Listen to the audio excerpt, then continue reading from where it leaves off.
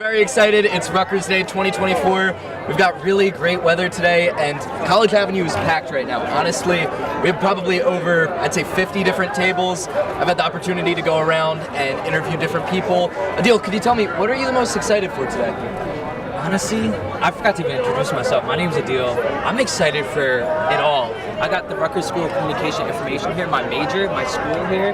Last year, me and Andrew had a rock that looked just like us. I had mine with the mustache because my mustache was longer last year. I'm excited to get a rock that looks like me. There's just so many things. What about you, Pete? What are you most excited for? Honestly, I'm just excited that we have the opportunity to be outside this year, and there's a lot more people here. So far, I've been able to go around and do a few different interviews. I would say being with the marching band has been really exciting. They're actually going to be performing at 3 o'clock for the spring game, which is going to be really cool. And I think I'm going to be able to go over there later and maybe get a couple interviews, get on the field. So getting that live access is really cool. But guys, we're going to be on all campuses, from Cook to Bush. We're here. there's a lot going on. So I'm just excited to see what's happening. No, right after, I'm heading down to Cook, to Are You Sure? We're going to check them out. There's a lot of good campaigns here, as well as clubs. I'm excited. Right here, though, I see Rutgers School of Communication. I see this trivia wheel. I don't know, are you going to explore any clubs today? Yeah, so there's a lot of different activities around here. We went over to the Center for Latino and Arts and Culture earlier, and so they actually have face painting. So if you want to go there, you can get your face painted.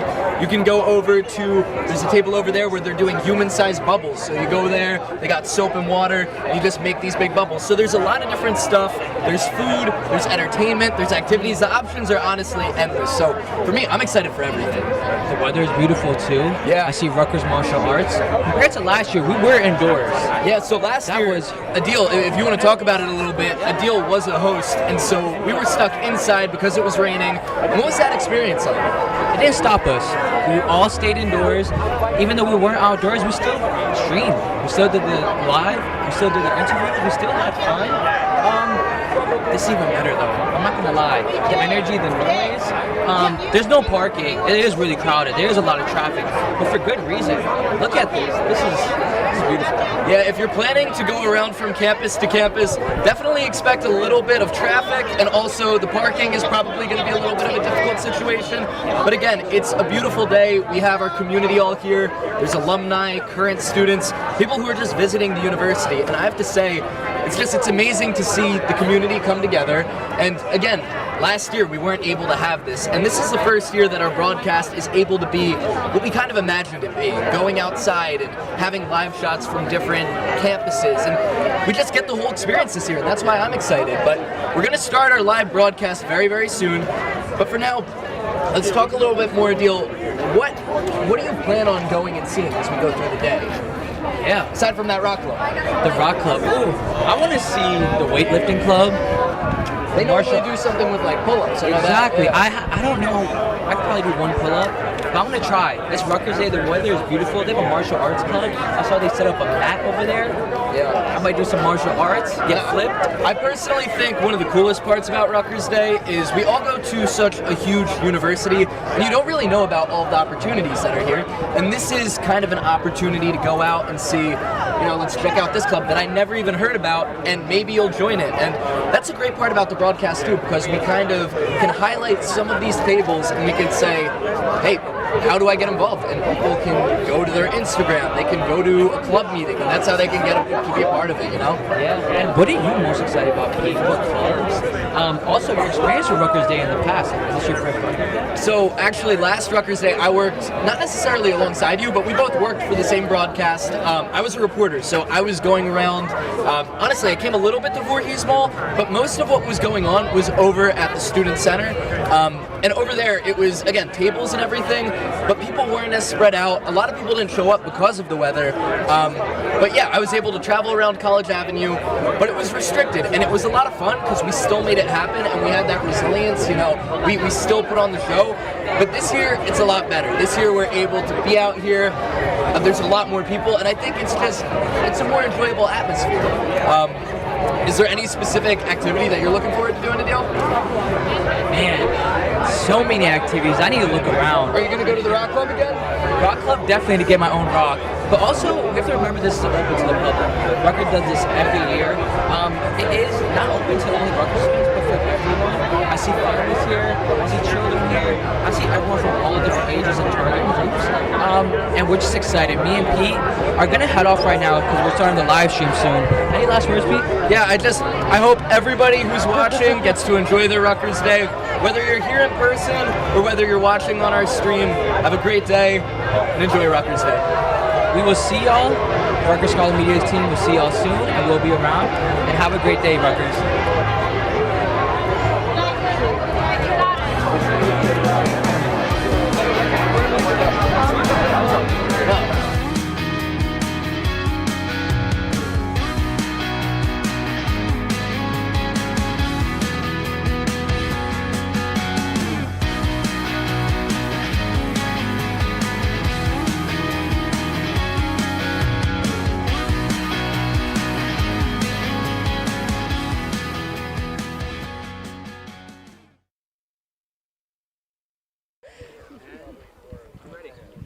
Hi, this is Chloe. I'm live reporting from Cook Douglas on Rutgers Day for Scarlet Media, and we're here with President Holloway. Thank you so much for spending a few minutes with us. I was just wondering, what's so special about Rutgers Day to you? Well, Rutgers Day is amazing because it's our open house. It brings the whole community together, lets us show off. You know, we get to see, anything from Cook Douglas, well, all the way across the campus, and it shows how comprehensive we are. Yeah, no, Rutgers Day is a really great opportunity for everyone in the community to come out. And for those looking to come out next year, what's your encouragement for people who are thinking about coming next year? Well, my wife answers this question because we first started coming here 3 years ago. Yes, 3 years ago. And then she told me what we're going to be doing. And how did that go? Oh, it's just such an amazing university because it has something for everyone, Rutgers Day just shows off everything, and we'll be going to engineering, we'll be going to well, this is my favorite because I love animals. That's the thing. So she insists yes, we we always here. start Yes. here. So That's really awesome. Do you have anything else that you wanted to say or add? Come explore. That's what I'd say. Come explore this amazing university, serving the citizens of the state of New Jersey. And if there's something you're interested in, I promise you we have it. Thank you so much for your time today. We appreciate it. thank you. Thanks. Terrific. Perfect. Thank you so much.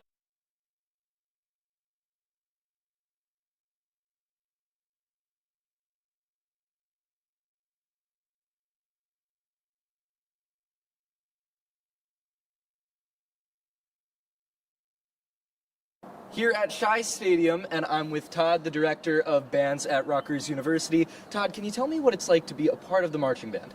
Being part of the Rutgers University Marching Scarlet Knights is like being part of a family. It's a very large organization of students who come from all majors here at the university who work together on putting together great performances on the field, both for pregame and halftime, to entertain our fans and support our team.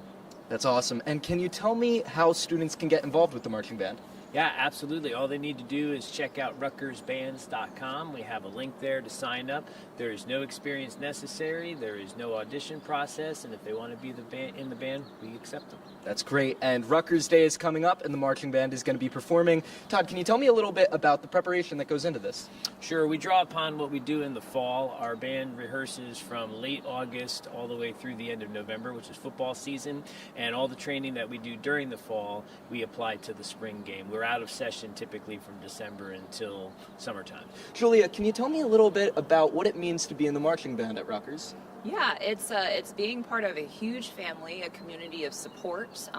Our tool to have family and community feeling is music, but it's everything that you want in a big family: support, friends, fun, a common goal to work towards. We have over 80 different majors represented in the marching band, so you can find a person for you there in the marching band. That's great. And do you have to be necessarily a music major to be involved in the marching band? Absolutely not. We have a ton of engineering majors, nursing, pre-med, biomed, business. It's really whatever you want out of it, you can get. There's no auditions. And like I said, you could find somebody probably in your major in the marching band. That's great. So anybody can get involved with the marching band, and so Rutgers Day is coming up. The marching band's going to be performing. Can you tell me, is there anything else you guys are preparing for in the future? Oh yeah, so we're just coming off of doing the 2023 Macy's Thanksgiving Day Parade, and at the same time we were invited to go perform as the representatives for the United States of America at London Band Week 2025. So we have preparations for that coming up soon. They'll be in June 2025. Well, congratulations. A lot's coming up for the marching band, and thank you for talking to me, Julia. Absolutely.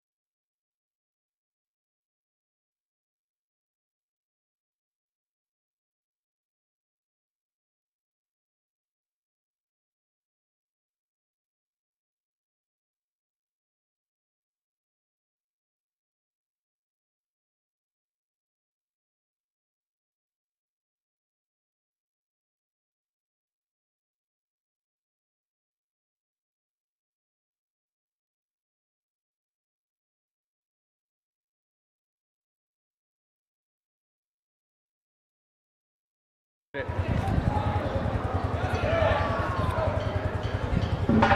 morning, everyone. Welcome to Rutgers Day 2024. We have a beautiful day. The sun is out, and the marching band is beginning to play.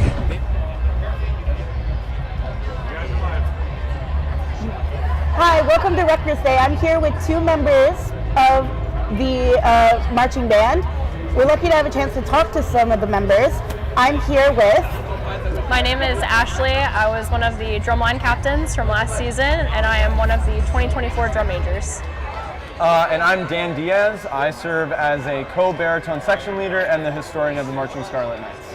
And I'm Emily, and here's some questions for you guys. What is it like to be part of the marching band? Sure. So being part of the marching band is really a family. We're very inclusive. We all love each other. And the great part about being a part of the marching band is we accept all students, whether you're a music major or you're a historian. Yeah, and much to Ashley's point, even if you don't go to school at Rutgers, but you go to a state school in New Jersey, you are still more than welcome to join the Marching Scarlet Knights. And like Ashley mentioned before, we have over 82 majors that encompass the entire band, making it probably the most diverse on-campus group. So what is your favorite memory from being in the marching band? So this past fall, we had the wonderful opportunity of getting to march for the first time in the Macy's Thanksgiving Day Parade. It was a very early morning. We all got there at around 3 a.m., but it was ultimately a really great day. We got to see over 32 million people on TV and all of our fans cheering on the sides. That was such a wonderful memory. Alongside with that great memory, I'd also like to add when we found out that we were going to perform in London in 2025, that moment was just surreal, and being with the entire band community and band family was really something truly impactful. Wow, that sounds awesome. So I am a musician myself, so it's so cool to hear about your experiences. So what are you most looking forward to in your future with the Marching Scarlet Knights? Sure. So like Dan had mentioned before, we're going to London in 2025. That's going to be a super great experience. Right now we have close to 300 registered members right now that are going to be marching with us in London. So that's really a wonderful memory that we're looking forward to making, and hopefully we get some more people joined. Yeah, and just growing our presence on campus, going hopefully from about 350 members even to 400 for this upcoming year is going to be something truly spectacular, and we hope to continue our presence on campus and continue to be that extension of school pride in its physical format. And how can students get involved with the marching band? Sure. So we actually do have a website. It's www.rutgersbands.com. You can join the band, check out our other programs. We have a twirler program that is in the marching band. We have the color guard, a bunch of different sections that you can be a part of.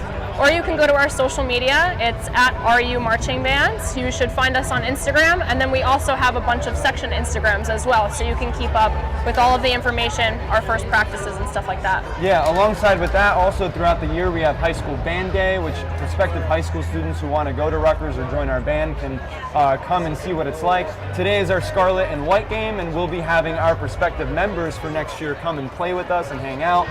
We are also all around for the involvement fairs, the admitted student day. We're here at Rutgers Day too. We have a table down there, so go check us out. So there's many ways to get involved with the band and hear about us, and hopefully we implore all of you to find out who we are. Seems like everyone involved in the parade had a great time. The parade was definitely a fun way to kick off the day. Let's turn our attention to the Voorhees Mall, where schools and departments at Rutgers decorated their own unique art sculptures that are displayed here at Voorhees Mall Art Garden.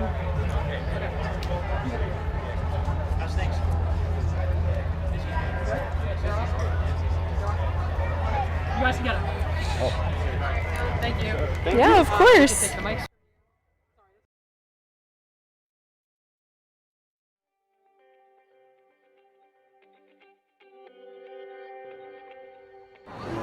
Rolling. We're back in Voorhees Mall on Rutgers Day, and I'm here with Tim in the Art Garden. Tim, can you tell me a little bit about what the Art Garden is? Yeah, so the art garden is a collection of these wooden R's that different departments and organizations across campus decorate, and each R is inspired by their organization, what they participate in. So for example, you got the Asian language and cultures, and they've written like, I think hello and love in all the different languages. There's Entomology department as well. But yeah, it's pretty fun, just like kind of like a little sculpture garden. All right, great. And what's the process of creating one of these R's? Is there like an application you have to fill out or anything? Yeah, so the organizations, they can reach out to the Rutgers Day staff, probably back in like December, to apply to participate in the art garden. We got a bunch of applications and a lot of cool design ideas. In the end, we picked like a wide range of different departments to showcase a unique range of organizations at Rutgers. All right, thank you, Tim. And guys, if you come to Voorhees Mall, there are R's literally everywhere, so you should come down, check them all out, and enjoy the rest of your Rutgers Day.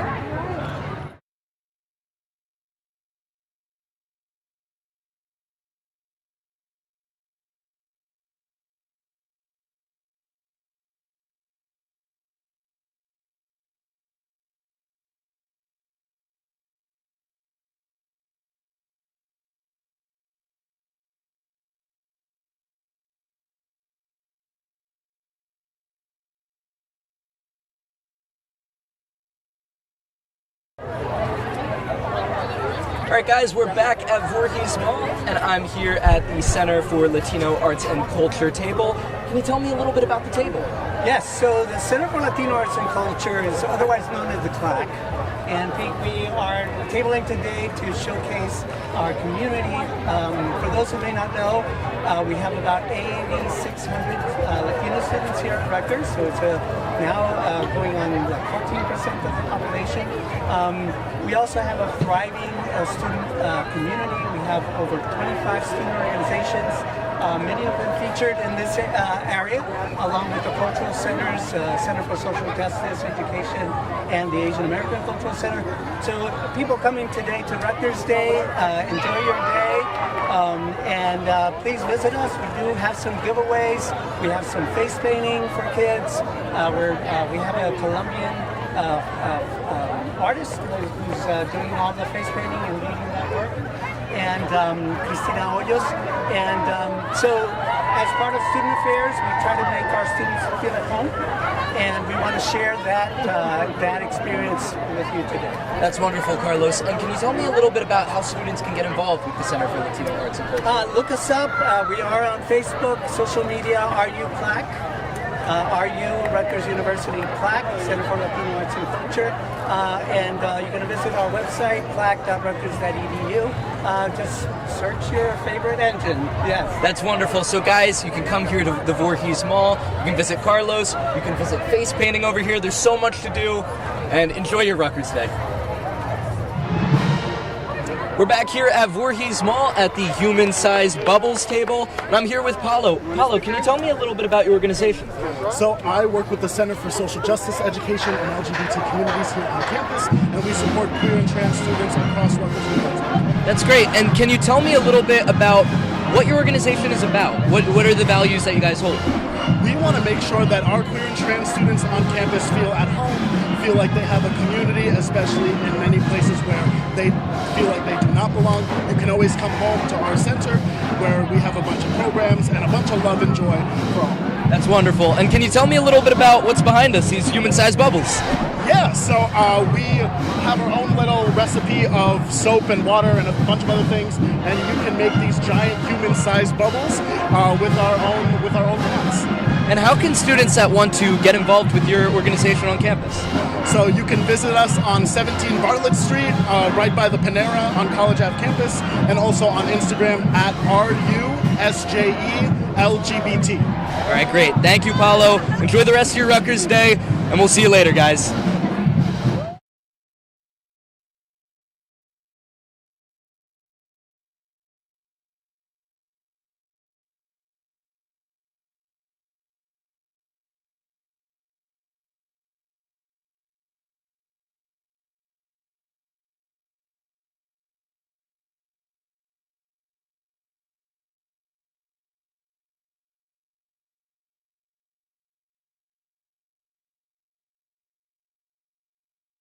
Hi everyone, my name is Caitlin Fung. I'm a senior at Rutgers University. I'm also a leadership scholar at the Institute for Women's Leadership, and I'm here with Julia Block, who is a mentee in the Allison R. Bernstein Media Mentoring Program. Can you tell us a little bit about yourself, Julia? Yeah, hi, I'm Julia Block, and I graduated from Rutgers in May 2022 with a major in journalism and media studies and a minor in digital communication, information, and media. And now I am the associate editor at Integrated Media Services, so I work on a team to help produce a bi-monthly dental trade publication. Can you tell us a little bit about the Allison R. Bernstein Media Mentoring Program and what the program is, and how would you define a mentor? Sure. So the Allison R. Bernstein Mentoring Program essentially connects alumni who are more recently out of the college gates and who have maybe like a year or so of experience in whatever they're doing with someone who maybe has like 5 years or more experience in some field of media. There's a lot of people in it's like journalism and communications, IT, marketing, other such fields. And I think the idea is it gives you someone that you can connect with about your field and what's relevant in those industries. But also there's other events that let you network and kind of learn like workshop style, some tips and tricks to help you improve your, I guess, personal and professional development. What is a mentor to you? So I consider a mentor someone who you can kind of build a relationship on respect and trust, and you know that in some way their life experience is going to be able to kind of intersect and integrate with yours in a way that resonates with, you know, getting you to wherever your next steps could be. I think it's also like beyond just a mentor in like a professional atmosphere, it's also good just to have someone who's a few years ahead of you and can kind of steer you through kind of what life holds for you. Yeah. Could you tell me how you got involved with the media mentorship program? I've been recommended for the program by Professor Steve Miller. He's the director of the journalism and media department here. So I kind of came into it with, I guess, less of a mission in mind. It's kind of like the program is what you make it.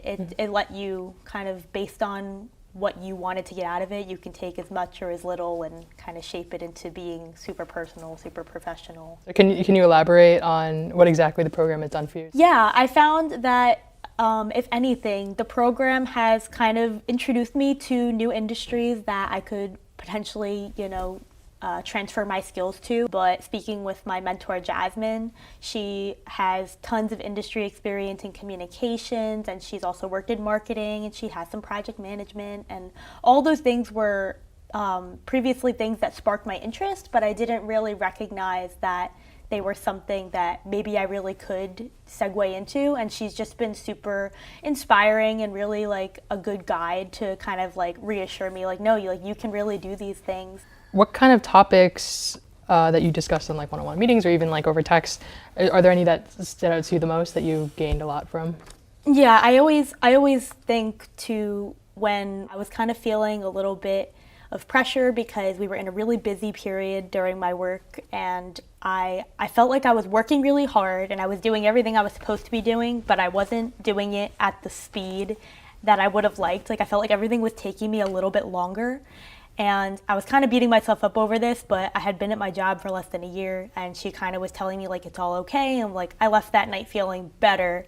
But by the next time I saw her, she got me this little like turtle figurine, and it quite literally lives on my desk now. But when she gave it to me, she kind of gave it to me with like the lesson and explanation that sometimes things take a little longer than we want, and that it's kind of okay for you to have to take a little more time to get to where you want to be and to finish what you want to complete. But in the grand scheme of things, it always gets done. And I think that it's one of those things I continue to try to carry with me, and I do look at the turtle on my desk when I'm struggling. So I think in that way, like I felt really seen, and just the fact that she kind of thought of me during her personal time to be like, yeah, this fits Julia. Yeah, that's really cute. And Yeah. like even beyond your mentor-mentee relationship, like you'll always see that turtle and you always probably have it on your desk. Yeah, he's gonna live on my desk forever. Yeah. Have you felt inspired from the program to be a mentor yourself?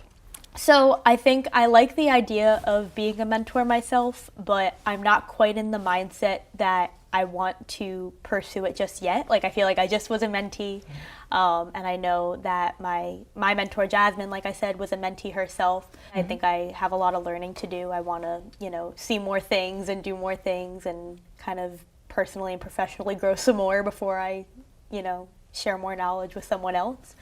But I definitely think the program is beneficial to anyone who will like know they have a guidance in mind, and if they don't think they need the guidance, if anything, it gives you someone you could talk to when, you know, something comes up down the line and suddenly you do need that guidance, and they give you that little bridge that you can kind of connect the dots when you're ready. Lastly, what are your next steps after this year's program? So my next steps are kind of gray area, because in that sense I feel like I'm still very much living in the now. I'm thinking I want to continue to grow at my current role, and I'm hoping that as I get more into that routine that I'll feel more comfortable to kind of analyze where I could go next from there. But right now it's just kind of keeping up with what I got. Yeah, and hopefully taking all the insights that Jasmine has given you and applying that to your life. Yeah, for sure. And like I said, she's going to be there going down the line too, so yeah. Well, thank you for talking to us about the Allison R. Bernstein Media Mentoring Program. Yeah, thank you for having me. Yeah.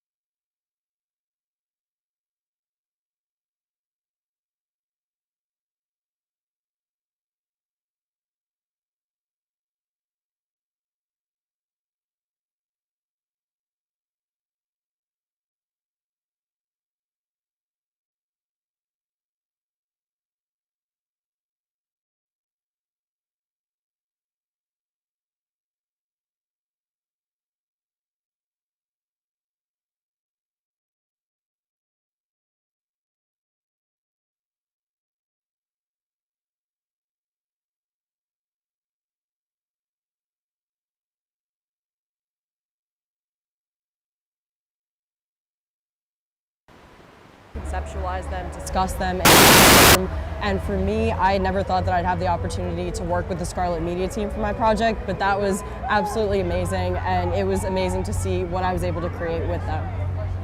Can you talk about putting feminist leadership into practice through your social action content? Yeah, absolutely. So before the IWL, I didn't really have a great understanding of what feminist leadership was. We're starting the interview. Oh. Because, okay. Yeah, no, stop. Technical difficulties. Oh. Okay. So that works. Let us know when. Yeah, my fault. There was an audio problem. So are we live right now? Yeah. We're going. Sorry about that. There were a bit of audio technical difficulties. So we are back, and we're with Jackie. So thanks for being here, Jackie. Absolutely. Thank you guys for having me. Of course. Can you tell us more about the IWL Leadership Scholars Program? Yeah, so the Leadership Scholars Program is through the Institute for Women's Leadership at Rutgers. It's a 2-year, 19-credit interdisciplinary certificate program where students get the opportunity to learn about women's leadership through their specific policy track. So not only do we learn about women's leadership as a whole, but all of the scholars in the program have their own track that they focus on. So for me, I'm a biology major on the pre-med track, so I got to learn about public health, about women's leadership, and about the intersection between those two areas. And what is the best part about being a leadership scholar? There are so many perks to being a leadership scholar. Being in this program has been one of my favorite experiences at Rutgers, and I think that for me, the best part is just the community. The professors are unlike any of the professors that you'll ever meet, and I say this with, true sincerity. They care about your well-being not only in the classroom, but beyond the classroom as well. They constantly check in on us, make sure that we're doing okay, and that, if we ever need a break from our work, they're always willing to give that to us. And I think getting to work with my fellow scholars as well has been an amazing experience. They're all really passionate about their different tracks and their different areas of study, and it's been just great getting to work alongside them, and I'm excited to see everything that they do in the future. Along with that, what's the most valuable skill you learned by participating in the program? I think one of the most valuable skills is public speaking. Before coming into the IWL, I was so scared to get up in front of a crowd and to just talk to anyone in general. I probably wouldn't even be here today without the IWL.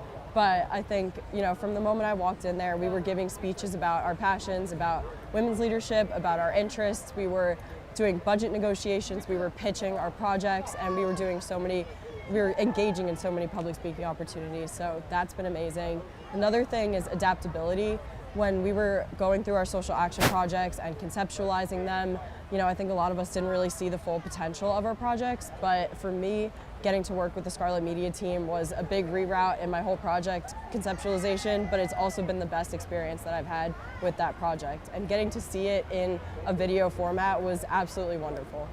And can you talk about putting feminist leadership into practice through your social action project? Yeah, so again, before the IWL, I didn't really have a true understanding of what feminist leadership was, but I think that what I learned is that feminist leadership is all around us. It's not just at the IWL.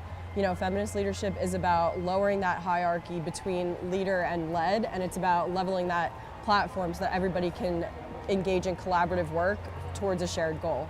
So, yeah.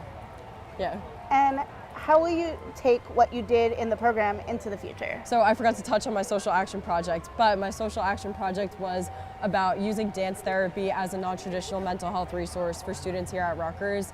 And in all my collaborations, both with the Scarlet Media team, with my professors, with other organizations on campus, I really tried to employ feminist leadership and see the different connections that I had, make sure that everybody was okay with the work, make sure that I was checking in on everybody along the process. And all of this came about at a really exciting time because Rutgers just launched their Scarlet Well initiative.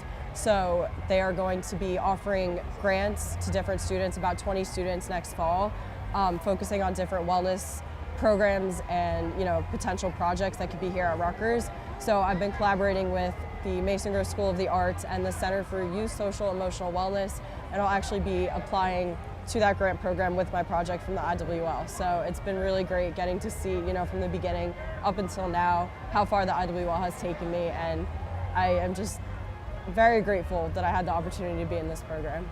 Big congrats on that. Thank you. And How can other students get involved and create such projects like yours? Yeah, so every winter on the website, the IWL website, applications will be live, and all the professors are really, really wonderful. You could even probably reach out to them and email them and just say, hey, I saw this program on the website, or I saw it at Rutgers Day and I'm really interested, and they'd be able to also guide you through the application process. There are a bunch of bios for all the past scholars on the website, so if you think that you might not belong in the IWL, there is a place for you. There are a lot of diverse individuals with different passions, so definitely come out and apply.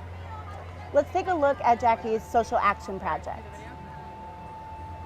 Dance has always been a large part of my life. I've been a dancer since I was probably 5 years old. My name's Jackie Finley.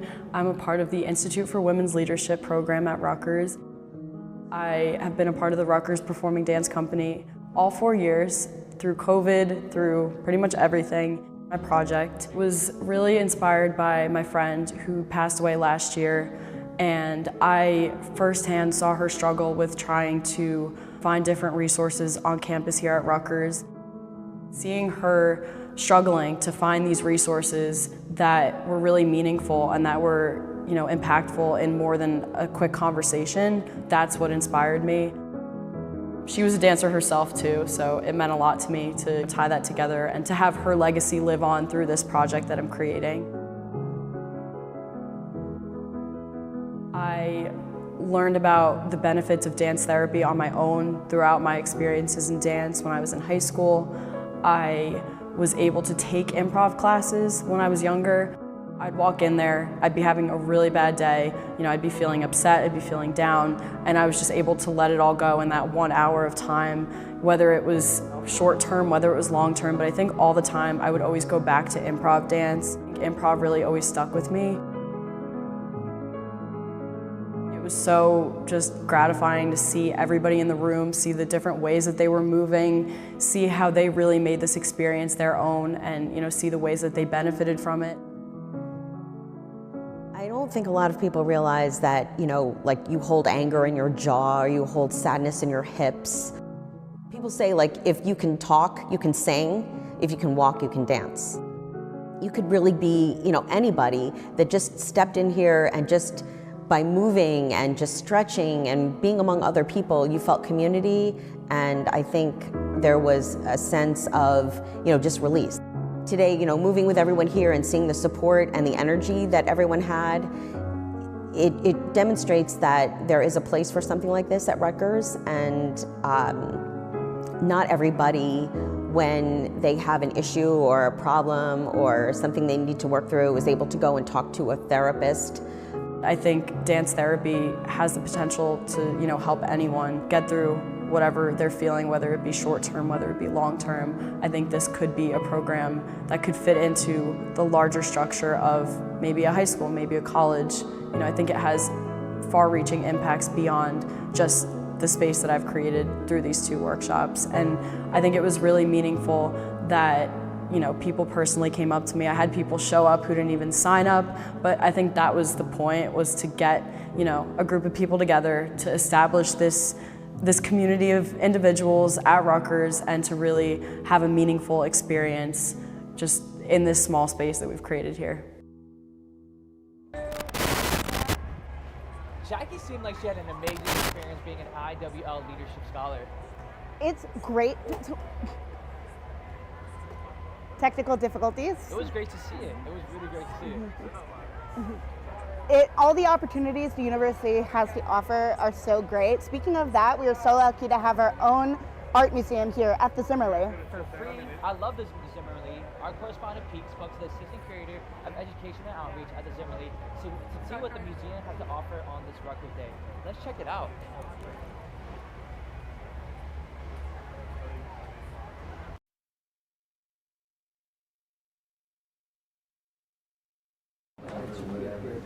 We've made our way inside to the Zimmerli Art Museum, and I'm here with Claire. Claire, can you tell me a little bit about what the Zimmerli is doing today for Rutgers Day? Sure. So we have scavenger hunts available from now until 3 o'clock.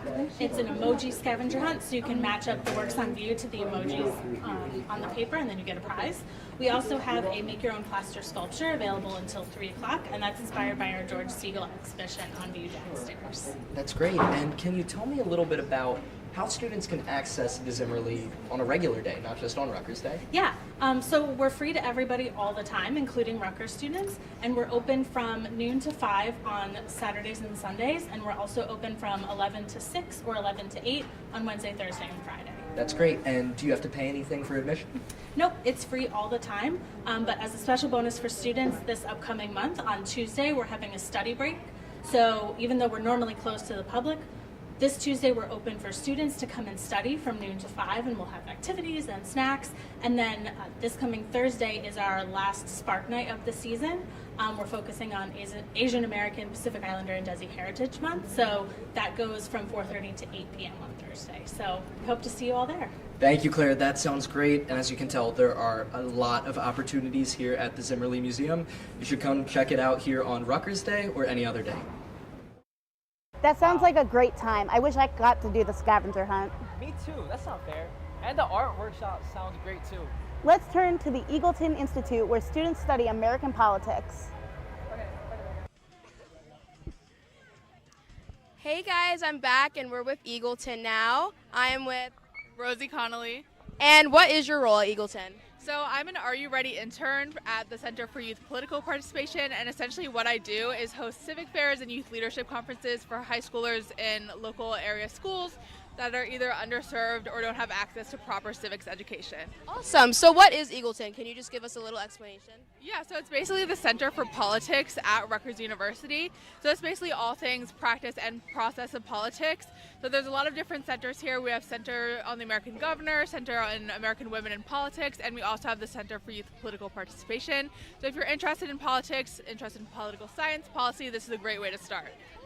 And how could people reach out to you if they're interested in joining Eagleton? So we have an Instagram. I believe you can look up at Eagleton Institute of Politics. We also have specific Instagrams for our centers. So we have Rutgers CYP, CYPP for my program.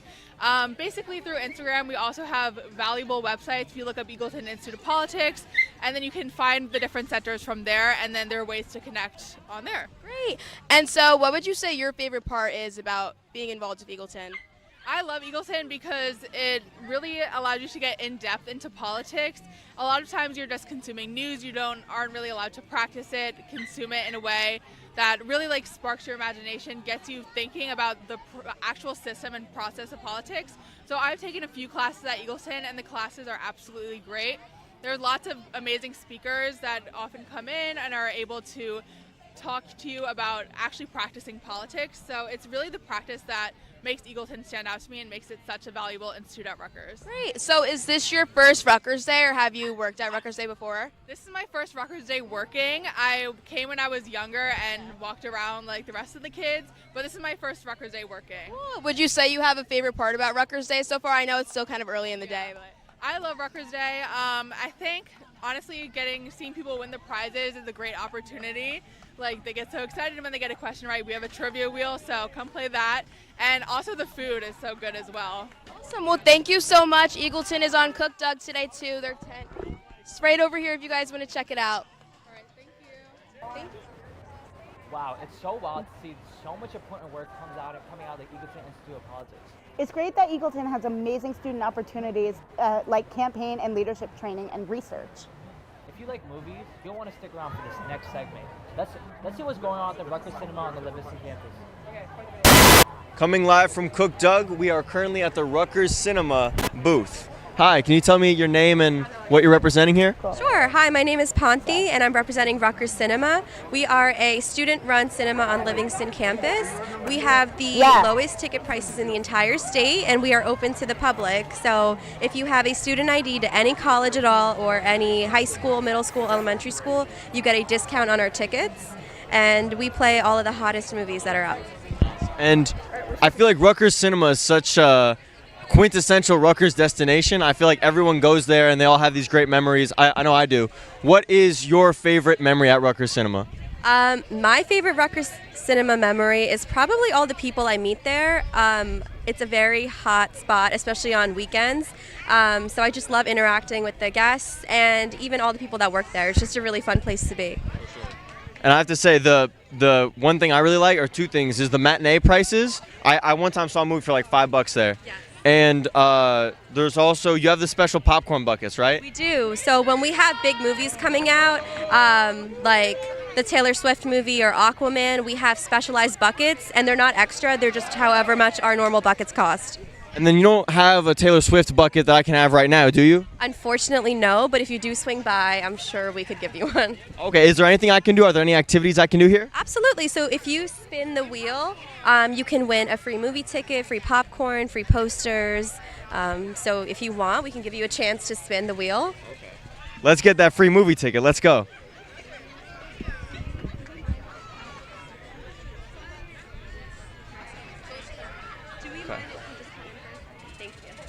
Let's see what he's winning. Oh, on the hot spot. So can you name the person who plays Indiana Jones in the Indiana Jones movies? Harrison Ford. Woo! Too easy. Too easy. All right, so do you want a poster or would you like a mystery box item? A mystery box. All right, mystery box it is. Here you go, one date night combo and 2 free movie passes. Okay. Wait, can we get an interview real quick? How are you feeling after winning the mystery box?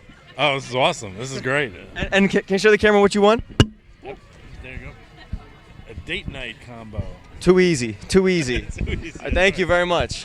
All right, I'm going to take a stab at it. Let's see if I win this mystery box. Let's see. Good spin. Oh. Let's see. Land on something good. Something. Oh. The suspense is killing me. Oh my God. Try and get that spin noise. Is it going to be the mystery box? Free movie ticket. Poster, popcorn. What do we got? Woo! I didn't eat breakfast. That's actually really. Oh, I don't get it now. I just get it when I go. All right. Oh, okay. So what movie should I watch? Is Monkey Man still playing? Yes, it is, but you should also come see Challengers with Zendaya in it. It's so good. I've heard good things. Thank you guys very much. Thank you. Cut. Well, it sounds like I'm never going back to AMC. The Rutgers Cinema has everything I could want. The Rutgers Cinema is both affordable and convenient. It looks like I'm seeing a movie tonight. I'm excited to say the New Jersey Folk Festival will be taking place on the Cook campus. We're going to see how the festival came together. If you're currently on Cook, you should run over to the festival. Yeah. It's a great time. Yeah. Hi everyone, today for the Rutgers Day broadcast, we're here with the New Jersey Folk Festival. So can you guys state your name and your relation to the New Jersey Folk Festival? My name's Dr. Maria Kennedy, and I am the co-director of the festival. And my name's Akira Albar-Cluck, and I'm the student manager of the festival. So what's the festival's mission to the New Jersey community? So the mission of the New Jersey Folk Festival is to highlight the arts and traditions of local cultural groups throughout the state and in the region, and also to provide hands-on learning opportunities for students to get experience in production and in cultural experiences, and to bring community and campus together. So how has the festival been prepping for Rutgers Day? Well, we start prepping for the festival almost like years in advance. So we started thinking about this year's theme, Garden State Cultures of Cultivation, a few years ago. And we started thinking about artists and community members who might be a great fit for this. And then we roll that into our curriculum. In the spring semester, I teach a class called Folk Festival Management. And the students work with me from day one of the semester through to the end on producing the festival. And what should we look forward to from the festival at Rutgers Day? So we have some amazing acts lined up this year. We're going to have traditional dances from Oaxaca. We're going to have Puerto Rican Bomba and Plena. We're going to have Kuf and Christine, a harp hip-hop duo, and Are-You Bhangra, just to name a few of the things that are going to be at the festival. And then on the culture stage, we're also going to have a lot of workshops and ways to get involved and learn how to really get hands-on experience in doing things and learning about different cultures. So is there anything you guys would like to promote to bring the students to the festival this year? I think one of the things that students will really be excited about is the Are You Bhangra performance. And they're also doing a workshop on our workshop stage in the culture tent. So they're going to give other people the chance to maybe learn a bit about Bhangra and do some of the dance. Laki Bali is a really good, they do like a cultural mash of different styles of music, and it's a really interesting performance that I think students will really like. Can you touch on the class that you teach and how it relates to the festival? Yeah, so the class brings students into the whole process of what it takes to produce a large event like this. And we start off with doing some smaller events during the year. And after a few of those smaller events, we then ramp up to the big event, which is a real big effort in coordination.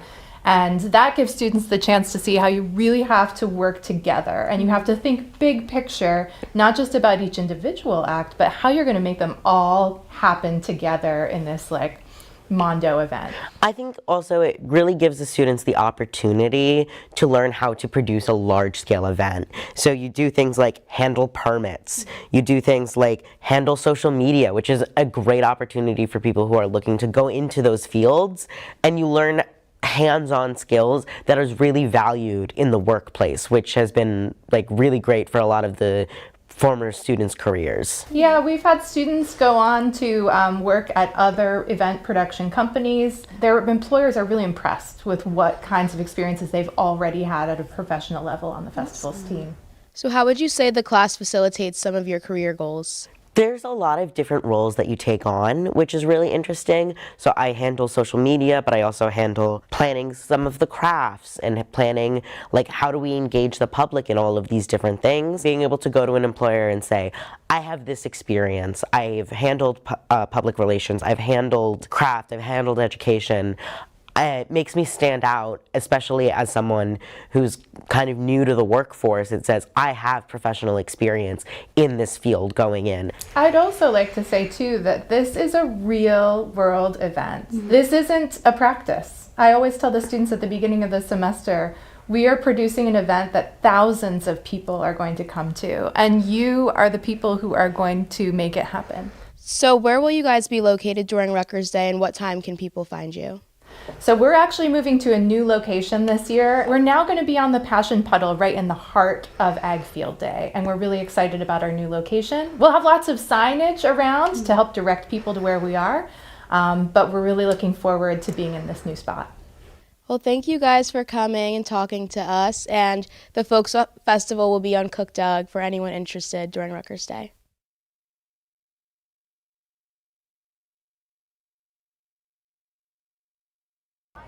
Let's talk about dogs. So I saw a lot of dogs here. There are so many dogs, and they're all so cute, and it's so hard not to just look at them. But Emily, you have a few dogs. I do. I have 2 dogs, Rosie and Luna. They are both so cute and crazy. Luna does not know her own size. She thinks she's so tiny, and she weighs like 60 pounds. So, yeah. Well, I'm more of a cat person. It seems great. There's going to be music, dance, and engaging art activities on Cook. Let's see what the event looks like over at Cook. Okay, hello everyone. We are back again with the Folk Festival. We did an interview with them the other day, but we're just here to look around today. So can you tell us a little bit again just about what the organization is, what Folk Fest is? Yeah, so the New Jersey Folk Festival has been happening since 1975. It's a project of the Department of American Studies and a partnership with our nonprofit partner, New Jersey Folk Festival Incorporated. And we put on this festival every year on the last Saturday in April. We have a class, so we have students who participate, and I have a student who's our MC on the main stage and a student who's our MC in the culture tent, and they are getting firsthand totally professional experience that they can take into their careers. And we have the most amazing, you can see some of our guests walking by, our performers from Oaxaca, we have performers from Puerto Rico. It's just a mix of so many different things, and we're so excited to be here on the Passion Puddle because it's such a beautiful place to be. Awesome, and can you tell us a little bit about what's going to be happening on the stage in the background today? Yeah, so we have performances all day from 10 to 4. First up, we have Raíces, and they are a Puerto Rican bomba group. So they're going to be performing first. You might see some of our Oaxacan performers. They're going to be performing at noon. We have Kuf and Christine, a harp and hip hop duo, later in the afternoon, and Laki Bali, which is like a Greek fusion world music ensemble. So Great. Lots of stuff. Amazing. And so I see that you guys have a tent over there. We can turn this way a little bit so that they can see it in the background. But what do you guys have going on underneath the tent today that people can look out for? So underneath the tent, we have craft vendors who are especially craft vendors who have wares that are oriented to our theme, which is cultures of cultivation. And we have artist presenters who are doing hands-on workshops. We have a workshop stage where there will be some dance workshops and some discussions and people talking about different things having to do with our theme, cultures of cultivation. And what would you say your favorite part about Rutgers Day is? You know, actually, what I'm really excited about this year is that we're here. This is our first year here at the Passion Puddle, and I've never actually gotten to see Ag Field Day because in the past we were over on the Eagleton site, and so I never got to come here, and I'm so excited to see all of the people here. I think that one of my favorite things about the Folk Festival is the moment when I get to sit down and see our performers on the stage, and just, it's so much preparation leading up to this one moment, and then you're like, that's why it's worth it. Awesome. Well, thank you so much. The Folk Festival is on Cook Doug at Passion Puddle if you guys are interested in checking it out today. Well, it looks like the festival is a great time over at Cook. It sure does. We're going to take a quick break, but we'll be back to cover more of what's going on over at Cook Douglas. All right, I'm here with Christine, and what are you doing today on Rutgers Day? I just filmed my commencement shout out, and I'm super excited to see it on the big screen. Awesome. Were there any requirements that you had to do to get involved in this? Nope, I just had to show up at Scott Hall, sign up a form that is basically just giving my consent, my information, and they gave me a gown and I'm all suited up, and I'm, again, really excited to see my parents' reaction to this. I just wanted to really show my appreciation to my family and my friends and my professors for my experience at Rutgers. All right, great. And are there any other days that you can do this, or is today the only opportunity? Today is the last day, Scott Hall ending at 4 p.m. So if you have the opportunity, I would come right now to film your shout out. All right, thanks, Christine. Thank you.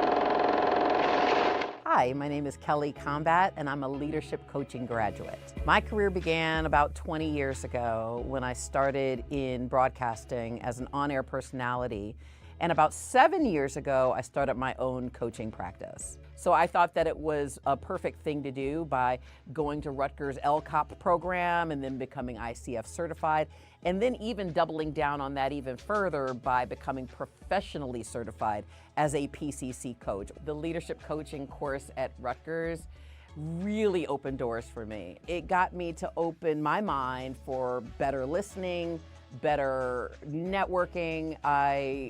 When I think about all the things that I'm doing now with Rutgers, I don't think I could have been doing any of those things, whether it's being a mentor or working with OneRed. It was the start, it was the foundation, it was the scaffolding for all the rest of the stuff that I do now.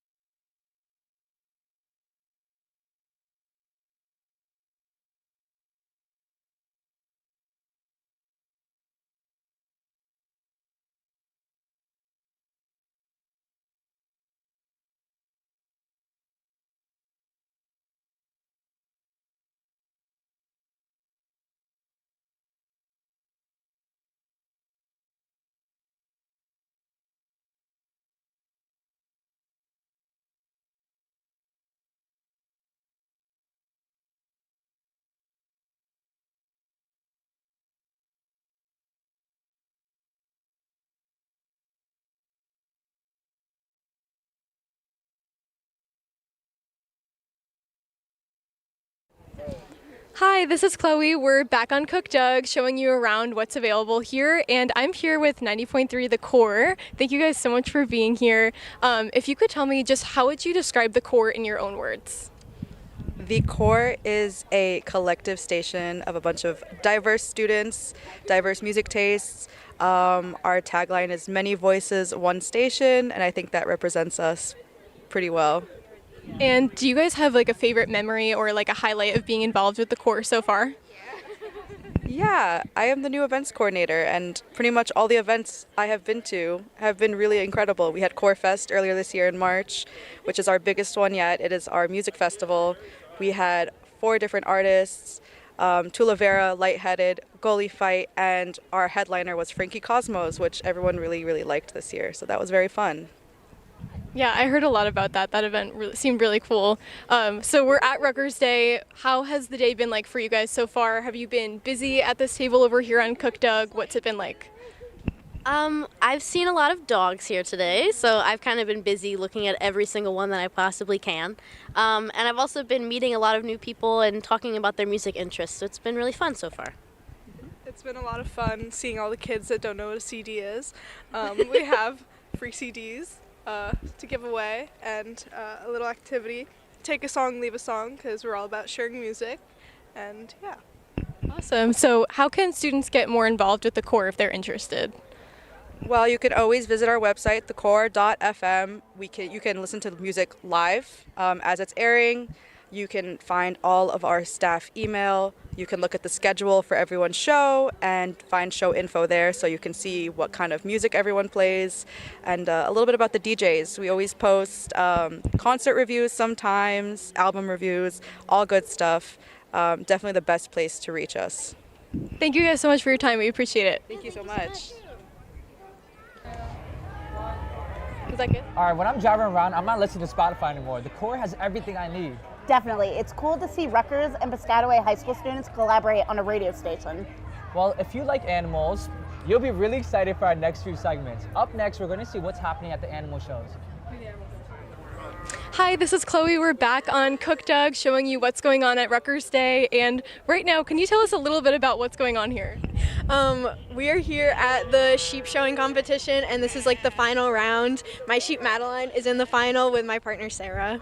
Congrats, that's really awesome. So how can students get involved with this? Like, how would you even start to get involved? It's like a class, like an animal handling class, and then that's part of it's like pass fail, so your final grade is just like showing up for the show. And then they have ones for like cows and pigs and goats and stuff too. That's really fun. Can you give us a little bit of a narration as to what's going on over here? Maybe we can walk over here a little bit. And just tell us what's happening. What are we watching right now? Okay, so first we like walk them around, and then right now they're setting them up, so you have to make sure their feet are like squared, and then when the judge comes, you have to make sure that your sheep is in between you and the judge so that she can like see them and like make sure they're good, and then sometimes she'll like ask you like about their anatomy and like just about your sheep in general. So this is something that you really have to prepare for. A lot of preparation goes into this. How long do you think that these people have been preparing for this? We started class after spring break, and then since then, between then and now, we needed 18 barn hours in total with our sheep for each partner. Wow, that's a lot. Is there anything that you would say to students who might be interested in taking this class? Some words of advice? Definitely don't wait till the last minute to get your barn hours done. It's really fun. Don't stress too much if your sheep doesn't cooperate, because it's not all about how well they do, it's just how well you handle them and stuff. That sounds really cool. What do you think that they're talking about right now? What are we watching? Does it look good? Good news, bad news? I think it's pretty good. Last time she asked like what your least favorite quality of your sheep was, and my partner said because she's the biggest sheep, it's hard to set her up, and that's how she won the first round, so I think it's going pretty good. Wow. Thank you so much for being here today. This is so exciting. Yeah, of course, thank you. Well, that looks like a lot of fun, and that's not all the Veterinary Science Club is hosting. A petting zoo, they're also hosting a petting zoo with young farm animals. That's right. Let's head over to the Cook Farm and find out what's happening with the petting zoo. Before that, I gotta go, and it was really nice hosting with you, Emily. Pleasure. I'll see y'all on Rutgers Day Rutgers right now. See ya. Live from Cook Douglas, we are looking at the petting zoo now. Now, can you guys please tell me your name and what club this is? My name's Daphne. My name's Megan. And what are your positions in the club? And also, what club is this? What are we here for? This is RUVSC, or the Rutgers University Veterinary Science Club, and I'm going to be the next vice president. And I'm the current vice president. Okay, all right, we're with the current administration here. So you're selling some merch. What can you tell us about the petting zoo? What's there to do? What are the attractions? What do you want people to get out of it? Yeah, we have a bunch of different animals here. We have Bonsai, who is one of our sheep. We have a bunch of little lambs. We have 2 kids, and we have some piglets and chickens. 2 kids, what do you mean by that? 2 goat kids, 2 goat babies. Not human children. Yeah. All right, and what does the merch say here? Real doctors. I'm trying to read this upside down. All right, real doctors treat more than one species. Oh, a little dig at the human doctors. Preach, yeah. Take that, human doctors. So there's horses back there, if I'm not mistaken. Mm-hmm. Can I ride a horse? No. Can I pay you $20? No. What can I do? I thought this was supposed to be fun. You can hold a piglet. Yeah. Let's hold a piglet then. All right, where's the pig at? All right, come with me. All right. Oh my, there's I think that's sheep. Sorry, excuse me. Hey. Okay, I'm seeing sheep. Let's get an interview with the sheep real quick. Excuse me, sir. Excuse me. Whew, quiet. Silent but deadly. Oh, now they talk. They like him better than me. We're getting in. We're getting closer. Sorry, excuse me. She's communicating with the sheep. Here, can you make your best sheep? Oh, that's a big one. Can you please make your best sheep sound? Say bah. No? Can you make your best sheep sound? Bah. That's as good as any. All right, thank you. Oh my God, we're getting closer. They're so loud, they yell. There are goats, baby goats. Those are the kids here. Oh. Charlotte's Web. All right, you want to step in? I would love to step in. Okay. Please hold the mic for me.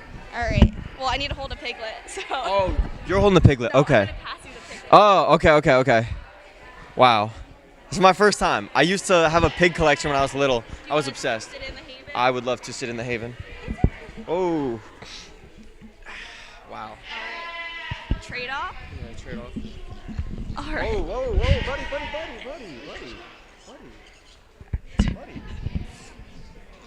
All right, we're gonna get an interview from the piglet now. Whoa. All right. You want to put him down? Okay. Slade, give him to me. Okay, I did.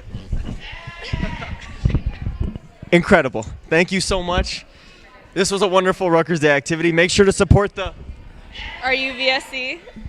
And how can people, where can people attend the meetings? How can people find you guys? Yeah, so we're usually at Cook Student Center on Mondays from 7 to 8, but you can also find us on Instagram at RUVSC. All right, they're eating my shoes, so we will have to cut this short. Thank you. Those farm animals are adorable. I want to take one home. Yeah, and I took over for a deal. My name is Pete. I'll be anchoring for right now. But speaking of farm animals, our next segment has to do with horses. Up next, we'll be taking a look at the Equine Science Center. Let's see what the research that goes into how fast horses run. Hi, this is Chloe. We're back on Cook Doug showing you everything that's happening today at Rutgers Day. And we're here with the high-speed horses demonstration. If you could just tell us a little bit about who you are and what's going on here today. Chloe. Hi, I'm Karen Malinowski, the founding director of the Rutgers Equine Science Center. And this is my 52nd Ag Field Day. So when I came as a first-year student in 1971, there were no horses at Cook Douglas. And my roommate at the time and I in 1972 brought our own personal horses here, and Ed Blaustein was the university president at that time, and we had a demo here in the Roundhouse. So you're here at the Equine Exercise Physiology Lab. Ken McKeever, my colleague, who's visiting with another person in the room today, built this lab in 1995. And we've been using it for a variety of research trials ever since. We've studied the aging process in older horses, and so we know more about the effects of aging on horse well-being than any institution in the world. And we've used both the high-speed treadmill as well as we have an equicizer, which is a motorized merry-go-round that can hold 6 horses at a time in the back of this building. So we have a lot of people here coming to see the lab and of course to see horses, but at 1 and 2 p.m. today we will do an actual demonstration of the horse running on the treadmill. And it's very popular. We ask people to get here about a half hour ahead of time and to start forming a line because we can only allow about 100 people in here. You can imagine how scary it gets with the horse being here and people being here and kids screaming and whatever. So I'm always very happy, Chloe, when it's ended. I can take a sigh of relief. But we do a lot of work here. Again, our slogan is Better Horse Care Through Research and Education. And the wonderful thing is that all of our work here in this lab and other labs cannot be done without student help. And so many of our undergraduates majoring in animal science and our pre-vet students come here to gain experience with all of the techniques and the equipment that we use here and handling the horses. We have right now Dr. Herbst is a postdoc working with Dr. McKeever and myself. She's the one holding the horse and giving all the picture taking over there. We stole her from the University of Kentucky, which happens to be a pretty good horsey school, as you would imagine. and she's been having a wonderful time. She's been with us for almost a year now, and she's doing a lot of great work. So she'll be probably running the treadmill at 1 o'clock, and Dr. McKeever and I will be motivating, and also our undergraduate students will be holding the horse. So what are you hoping that students or observers will take away from the demonstration today? Well, I give a little spiel about why, people say, people don't have food to eat, there's other problems in the world. Why would the university spend money on horses? And so I give a little overview as to the importance, both the economic, the number of jobs, and the preservation of agricultural open space, and it's contributed, it's due to the horse and the horse industry. And so I give a little overview of that. Dr. McKeever gives a little overview about the types of studies that we do here, and then we run the horse, and then everybody's free to go. So it takes, the whole program is about a half hour. That's awesome. Is there anything else that you'd like to share about the program that you think some people might not know about it? I'm very proud of the program. I'm very proud that coming here as a first-year student in 1971, there were no horses on this campus, and now we have a center that's over 20 years old, and we have a lot of good research and a lot of good students coming out here. And actually, Ken and I have co-mentored PhD students for the last 20 years, and they all have fabulous jobs and have come back to teach some of the techniques that they learned to some of the younger people. So we interact with our alumni very, very often. I personally, have dinner with them, those that are close. We have a PhD student who's now doing a postdoc at Colorado State University, and others. So it's been a great 46 years on the faculty, and it's been a great 52 years being here at Rutgers. That's awesome. Thank you so much for your time today. You're welcome, guys. Enjoy your day. Thank you. Okay. Whoa, those horses were fast. Ride like the wind, Bullseye. Our next segment will be focused on the speed of a different animal most of us aren't too fond of. That's right. We'll be seeing how fast bugs move. Let's take it to RU Entomology to see cockroaches race and maggot paintings.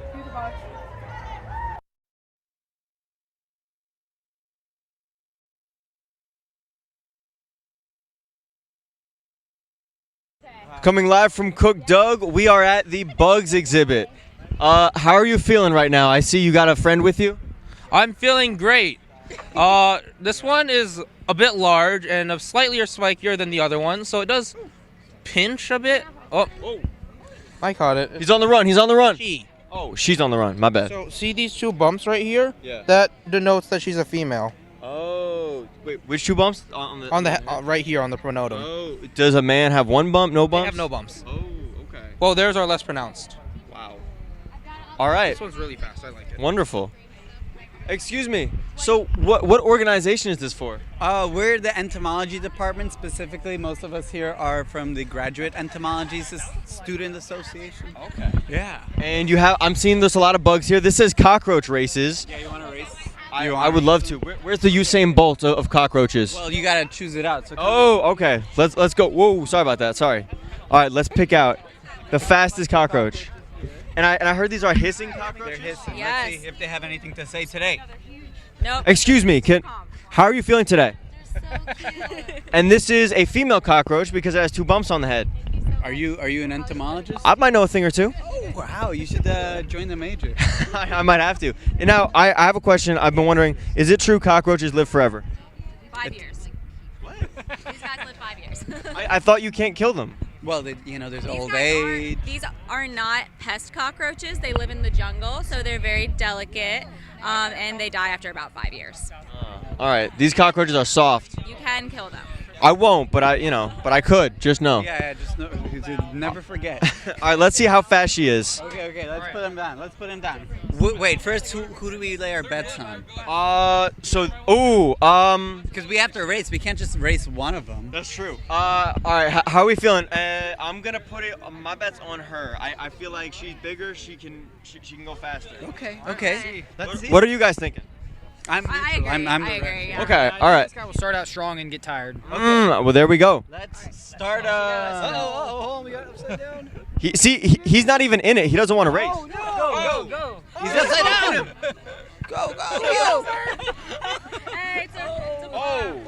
It's not even close. Oh no, he's just chilling upside down. Almost there. Sometimes they turn around. Oh, we have a winner. Oh, bring me my money. Here, you get your prize. Woo! Too easy. You know, I'm not a betting man. Entomology. Beautiful. Right here. But if I were, I'd make good money on cockroaches. All right, well, is there anything else we can know? Where can people find you if they're interested in racing cockroaches? Well, we're here. We're near Thompson Hall. This is also the Rutgers Entomology department building. We have some other things. We have some silly shirts that we're selling. Beautiful. We have some. Alex, one of our grad students, he made rice balls out of cricket flowers. So those are delicious. And how much does a cricket flower rice ball cost? It's just 25 cents. I'd love to. Let me see if I have. Yeah, let's get that. We also have some entomology themed pottery, if you're into that. All right, I'm gonna have a cricket rice ball. You're buying 4, or you want to change? I'll just take one. one for now. One for now. They're good. They taste like mozzarella. Really? All right. Yeah, Okay. No, grab a toothpick. Toothpick? Oh, okay. Thank you. Smells incredible. It does smell like a mozzarella ball, or like a mozzarella stick. All right. Taste test. You know the rule. 1 bite. What does he say? They're good. Wow. Honestly, it blew me away, right? Yeah. You don't taste the crickets. You taste the cheese, and it's got good protein. So maybe I'll buy more. All right. Thank you very much. This has been Rutgers Day. I'll be honest, I don't like bugs, but those ones were pretty cool. Yeah, I need to get one of those bug shirts later. Our next segment features adorable puppies you can play with. Seeing Eye Dog.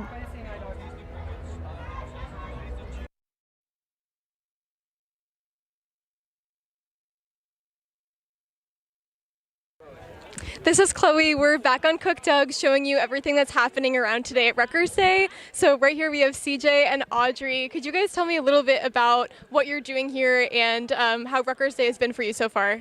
Yeah, of course. So we're with the Rutgers University Seeing Eye Puppy Raising Club, and we raise guide dogs here on campus through the Seeing Eye up in Morristown, New Jersey. We're here hosting a tabling event, so we're here selling apparel to support our lovely puppies for all of their exposure events that they get to do throughout the year. And it's been really, really great so far. We're super excited that everybody came out, and we can't wait to see what the rest of the day has in store. That's really awesome. So how did you guys hear about the club, and why did you want to get involved? So, do you want me to take it, or? So, my cousin actually was a Rutgers student, and she told me that there's a club on campus that you can raise seeing eye puppies. So, I was a sitter for about a year and a half first, so I hung out with everyone else's dogs. And then I was like, I want to raise my own, so I applied, and now this is my second dog, Peyton, and my first one's killing it up in TSE right now for formal training. That's really great. What's been a highlight or a favorite memory of yours so far being involved with the club? Getting to see my first dog graduate formal training. She's ready to be matched with her forever person, and so I'm super excited to see where she goes, and that's really been a highlight. Getting to see her all the way from this little peanut that I picked up from the Seeing Eye all the way to a full-grown guide dog has been really an amazing and rewarding experience. I really liked watching my first dog mature into like a really good working dog and then taking on New York really confidently. And now I love watching her learning all of the things that he did. So it's just really rewarding watching them learn and grow. Can you introduce us to your friends here? Tell us a little bit, what are their names? What part of the process are they in? Are they almost trained? Anything like that? So this is Nutmeg. She's a 10-month-old female black lab. And she is 10 months old, so she is still part of the puppy raising program, but she's kind of at the tail end of it. So usually they return to the formal training around like 12 to 14 months, somewhere in there. And so she's almost done. Her time is almost up with me, but she's a super great working girl, and I'm super, super excited to see where she goes next. And she's mini, but she's mighty. She's tiny but mighty. So Nutmeg's the oldest, and then Peyton's the youngest in club. So Peyton is 16 weeks old right now. She's just a baby dog. She's learning all of her commands, and we're just starting with exposure training. So like she just went to Target for the first time last week. So we're just learning how to be a working dog and being comfortable in a bunch of different environments. How can students who are interested get involved, and where can they go to learn more?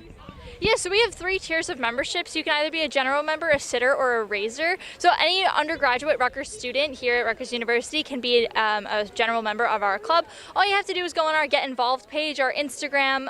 We also have an Instagram page. It's under Rusepric, so just our acronym. And you can also look us up on Get Involved, and you can find all of our meeting information there. We usually meet every Wednesday at 9 p.m. in the Cook Student Center, but all of that information will be sent out over our email listserv. All you have to do is hit the big red button that says Get Involved on our page, and we'll add you to our email listservs. And then, yeah. Cool. Thank you guys so much for your time. We appreciate it. Thank you for having us. Well, now I want to play with puppies. This is so unfair. Me too. Maybe after the show we can go and check out their table. Now, let's head over to the Rutgers Gardens and Cook Market where you can grab some local produce.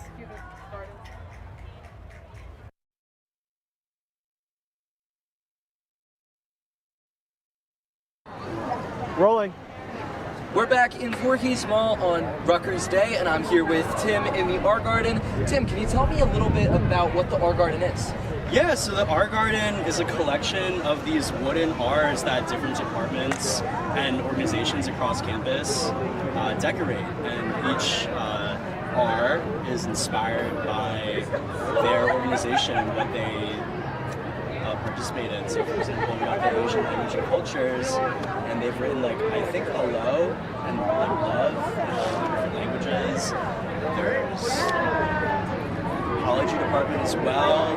But yeah, it's pretty fun, just like kind of like a little sculpture garden. All right, great. And what's the process of creating one of these R's? Is there like an application you have to fill out or anything? Yeah, so the organizations, they can reach out to the Rutgers Day staff probably back in like December to apply to participate in the art garden. We got a bunch of applications and a lot of cool design ideas. In the end, we picked like a wide range of different departments to showcase a unique range of organizations at Rutgers. All right, thank you, Tim. And guys, if you come to Voorhees Mall, there are literally everywhere, so you should come down, check them all out, and enjoy the rest of your Rutgers Day. That fresh produce definitely beats the food at the dining hall. I need to stop by Rutgers Gardens. I've never been there, and I love nature. If you like nature, you'll like the tech-free camp we'll be featuring next. Rutgers 4-H Camp is an overnight camp at Rutgers that is completely tech-free.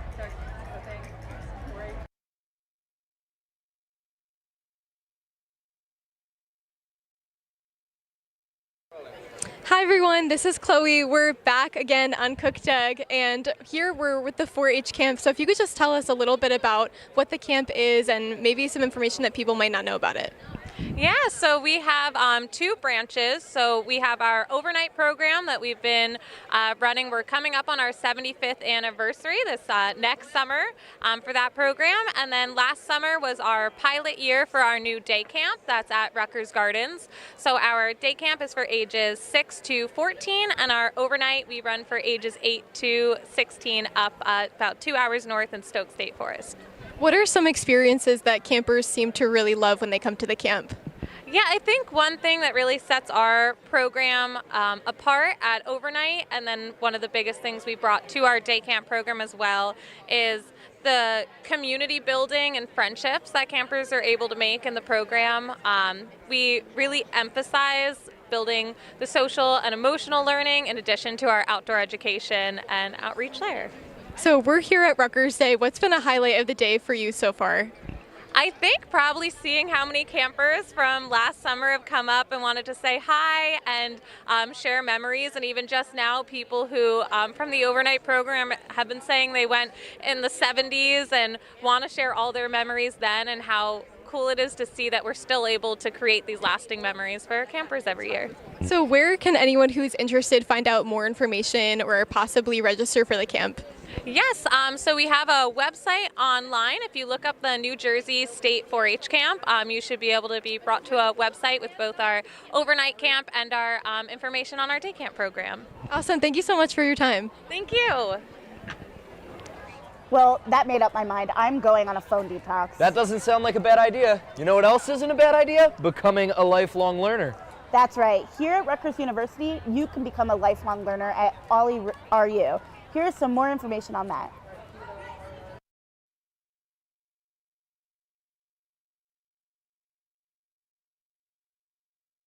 Ollie Roo's inception is a powerful reminder of the impact of a few dedicated individuals on creating lasting change.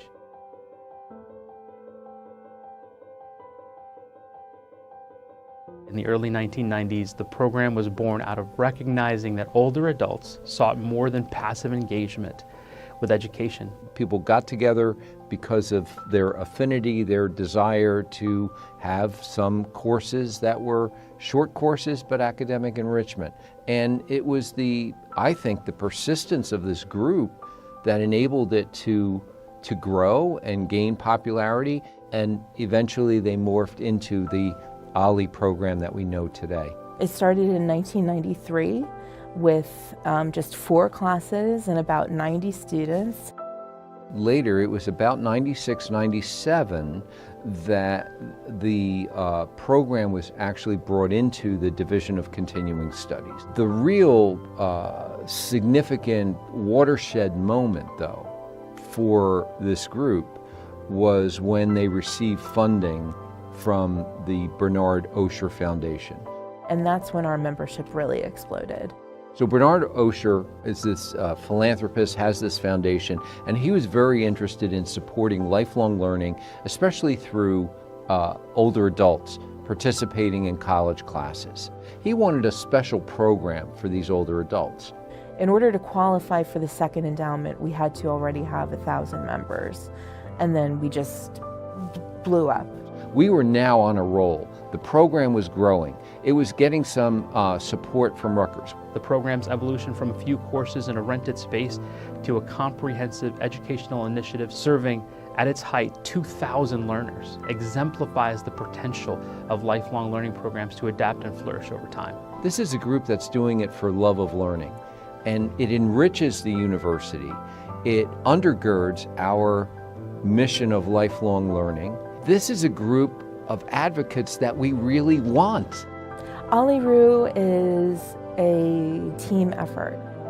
It takes a village to raise Ollie Roo. 30 years of Ollie Roo's history is about 30 years of some of the most extraordinary, passionate, absolutely brilliant people I have ever had the opportunity to connect with. The typical Ollie Roo student is eternally curious, incredibly motivated. From very humble beginnings, we have a program that is robust, that is in multiple locations, that is poised to grow even more, but it is there as a testament to the importance and vitality of lifelong learning. Lifelong learners live longer lives, they live happier lives, and they live healthier lives. We're also here to combat loneliness, to increase brain health, to increase physical health. I love that I get to be part of something larger than myself in executing this program that benefits so many. And I can't imagine doing anything else.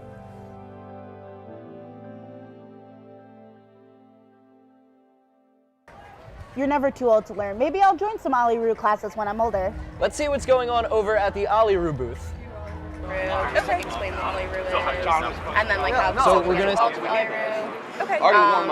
And then I think at the end I'm just gonna ask you what you guys have on your table for people at Rutgers Day. Should I look at you or the camera? Maybe in the beginning. Look at me, the camera, wherever. Well, just be casual, a casual conversation. Okay, cool. Okay. I'm ready whenever you are. Hi everyone, today at Rutgers Day we are with Ollie Roo. So what is your name and how long have you been working at Ollie Roo? Hi, I'm Megan Novak. I'm the director of Ollie Roo. I've been with the Osher Lifelong Learning Institute for about 15 years now. The director for about 7. And what is Ollie Roo? Can you give us a little explanation? I'd love to. So Ollie Roo it stands for the Osher Lifelong Learning Institute at Rutgers University. And we provide non-credit personal enrichment programming for older adults, which means no tests, no grades, no pressure, and just joy, learning for the joy of learning. And so if someone wanted to get involved, adults, how could they do so? Is there anyone they can reach out to? Is there a website? visit our website, olliru.rutgers.edu. That's olliru.rutgers.edu. And what's been your favorite part about working with Olliru? The people, hands down, the people. I mean, you won't find people like this anywhere else. I mean, I know people say that about their programs and, but really, we have a gem of a program here. And so I know you've been here for 15 years, you said? Yeah. Is this your first Rutgers Day? Have you been at Rutgers Day before? We're old hats at this. So we love coming here. We love engaging with the community. Rain or shine. I know, yeah. This is a beautiful day today, so we're so happy to be here. Great. And can we see what's going on at your table a little bit? Yeah. Are you guys doing giveaways? We are. So we have some free lip balms. We have some free ponchos for those shows and the games that you go to. We have a little wheel to spin. You can get a free notebook, a free duffel bag, a free tote. And we're just so excited to talk to people about our program. So come by and chat with us. Awesome. Thank you so much. We're with Olliru again. You guys can find them on Cook Doug today. Thank you. Who knew Rutgers had a program like that? The Osher Lifelong Learning Institute is really inspiring. Yeah, that just goes to show that it is never too late to want to learn and expand your knowledge. What a great way to wrap up this segment. Yes, we covered a lot of things on the Cook Douglas campus. Let's switch it over to College Avenue. And we're going to be leaving. We're going to have new hosts come on. So my name is Pete. It was great speaking with you guys, and enjoy your Rutgers Day. And I'm Emily Steele. See you later. Have a good day. All right, I'm here with Christine, and what are you doing today on Rutgers Day? I just filmed my commencement shout out, and I'm super excited to see it on the big screen. Awesome. Were there any requirements that you had to do to get involved in this? Nope, I just had to show up at Scott Hall, sign up a form that is basically just giving my consent, my information, and they gave me a gown, and I'm all suited up, and I'm, again, really excited to see my parents' reaction to this. I just wanted to really show my appreciation to my family and my friends and my professors for my experience at Rutgers. All right, great. And are there any other days that you can do this, or is today the only opportunity? Today is the last day, Scott Hall, ending at 4 p.m. So if you have the opportunity, I would come right now to film your shout out. All right, thanks, Christine. Thank you.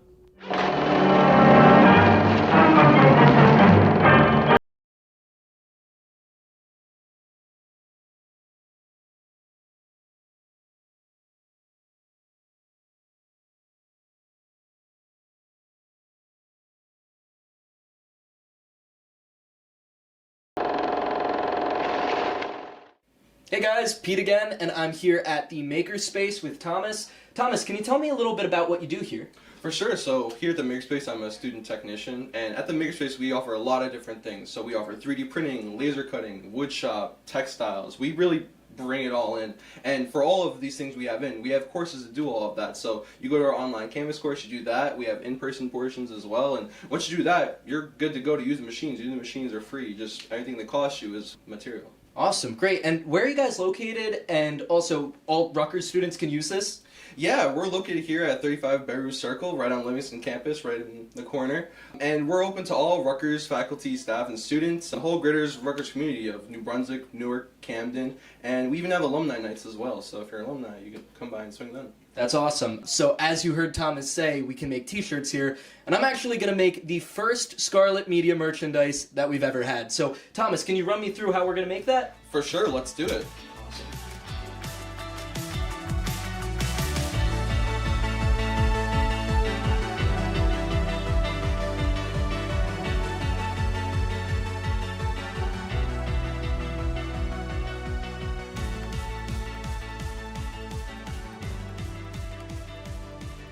We're here in the Makerspace store, and what is the first step to putting our t-shirts together? For sure, so the first step, of course, is going to be getting our shirt, and then after that, deciding what method we want to use. So we have three main methods. We have embroidery, which we actually use our embroidery machine to go through and sew the thread on. And then after that, there's vinyl cutting, so we cut out the sheet of vinyl, whatever design we need, heat press it on, and we're good. And then finally, the easiest one, which is sublimation, so we print out the piece of paper with your design on it, heat press it on, and you're good to go.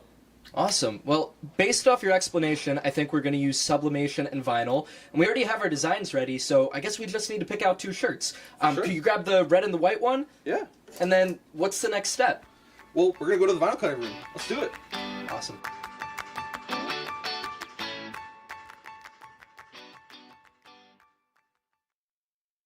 And so could you tell me a little bit about the next steps now that we have our designs? For sure. So we have to make sure that we pick the right design for the right kind of method. So here we have the Scarlet Media one where it's one color. This is going to be really good for vinyl, whereas that one has multiple colors. They cut multiple pieces of vinyl. So while this is possible, it's a little more tedious. So we're going to stick with this one for the vinyl, and then for the sublimation, we'll do this one.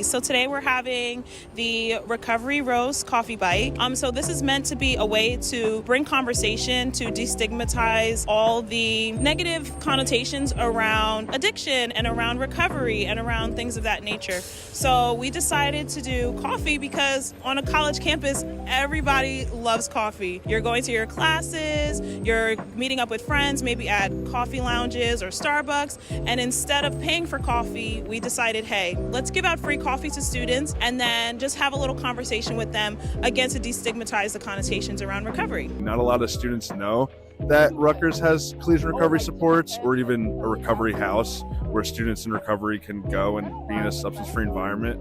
So just really getting the word out there and like kind of getting more some visibility on campus.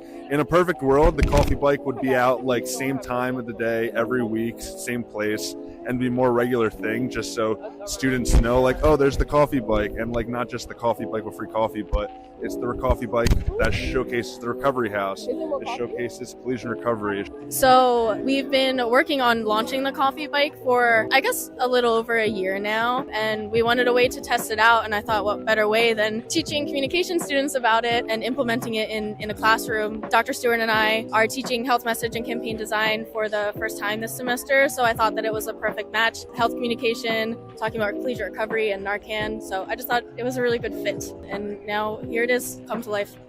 I was very excited to do this event. I was very excited to learn about all this stuff, and I feel like this entire class has just changed what I think about for my future career, and I also feel like it's so helpful to have this knowledge. And everyone I talk to that's still going through their years, I always say, like, take this class, take health message design, it's the best. Yeah, like Katie said, I agree. This has been a great class. Not only is the topic important, but the fact that we're putting on this whole campaign, all that hands-on experience, you don't get that anywhere else.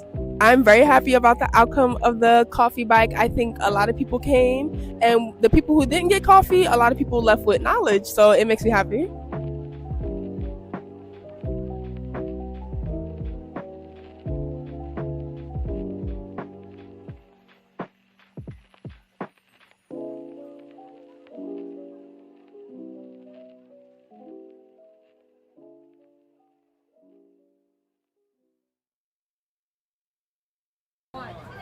Hey everyone, welcome back. I'm Head of Flowers and I'm here with Jesse Singer. Let's see what the Makerspace is, how students can make their creativity come to life. What a great place. I've got You gotta look around your community and realize that there's so many people that can help you if you just reach out. We all can do stuff if we try, we just have to make the effort to do so. I'm Alex Rokos, I'm a rising senior at Homedale High School, and I'm on track to become an Eagle Scout. Going across the web, I found these online forums, and on that I found different medical equipment you can 3D print. They're really easy to print, and they're really cheap to print, but I could also send them off to people who need them. And at the time, this is when the Ukraine war started, I wanted to do something that could help them across the world. So I really just want to give them like some help in the medical equipment, specifically stethoscopes, to help them help more people. The Eagle Scout troop had sent us files for the stethoscope project that they wanted to work on. So part of what I did was see if they were good candidates or eligible to be printed up to the standard that they needed them to be, knowing that they were going to be used out in the field. A big thing for me is I want to introduce the scouts of my patrol to like all this ideas of 3D printing, of the war in Ukraine, Rutgers, of the makerspace. With the knowledge I gave them, they could do more projects like that. When I first heard about the project Alex was doing, I thought it was kind of far-fetched and really ambitious. But when I got to Bell Works and I saw like how organized it was just really well put together, and I had a great time, and it was a great learning experience for me and the rest of the patrol. My son has really exceeded my expectations on so many levels. With respect to this project, he really just went above and beyond in being able to turn something that was a project for scouting into something that could really help people. Just hearing how something that we can do here in our humble makerspace with our 3D printers can really go and reach far across the globe. It's incredibly fulfilling. Makerspace, everyone here has been so helpful. Doing this, cutting costs, making it really cheap for us, and doing this like so fast and effectively. They really gave me the information that I needed to do it. The resources we have here in America, we could utilize those to help people across the world.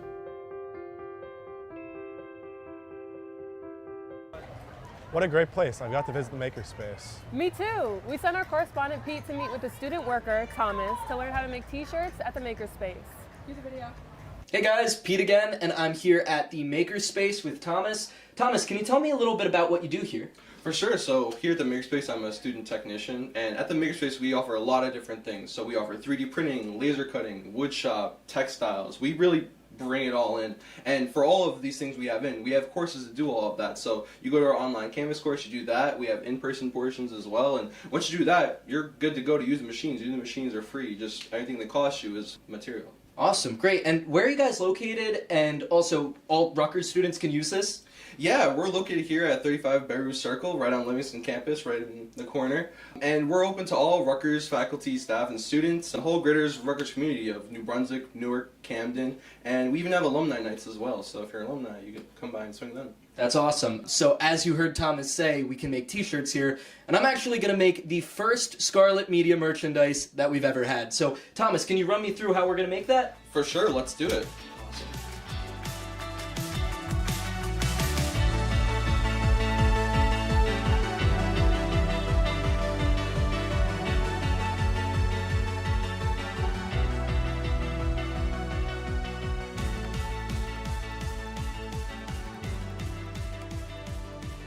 We're here in the Makerspace store, and what is the first step to putting our t-shirts together? For sure, so the first step, of course, is going to be getting our shirt, and then after that, deciding what method we want to use. So we have three main methods. We have embroidery, which we actually use our embroidery machine to go through and sew the thread on.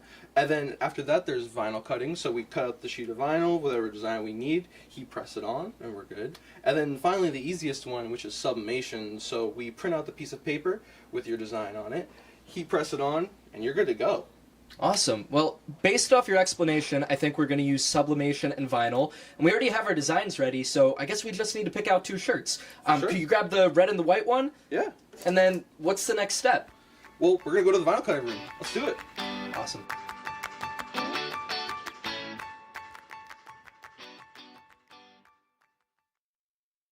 And so, could you tell me a little bit about the next steps now that we have our designs? For sure. So we have to make sure that we pick the right design for the right kind of method. So here we have the Scarlet Media one where it's one color. This is going to be really good for vinyl, whereas that one has multiple colors. They cut multiple pieces of vinyl. So while this is possible, it's a little more tedious. So we're going to stick with this one for the vinyl, and then for the sublimation, we'll do this one because we can use any amount of colors we want when we do sublimation.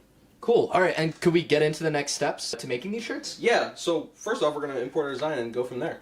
All right, cool. And it looks like it's slightly too big, so we can either resize it or rotate it. What do you want to do? I think resize it. Make it just a little bit smaller. Sure. And then we'll see what it looks like, and then from there we can adjust. So how long does this normally take, Tom? This could take anywhere from like 30 seconds to like maybe maximum of like 2 minutes. This is going to be a very quick process. Awesome. And so I'm looking at it here. Does it kind of like roll backwards, or what is the process of it getting on the sheet itself? Yeah, so it's going to roll the sheet back to wherever, like, it's home now. It's going to go to the position of right around 3 inches down. And then it's going to go and cut out each letter and roll just back and forth until the whole design's done. Oh, wow. So it's going to be separate letters cut out here. And then from there, I assume, we take these, we get the shirt. What room are we going to next to actually iron it on? Right here, right behind us over there, we have our heat press.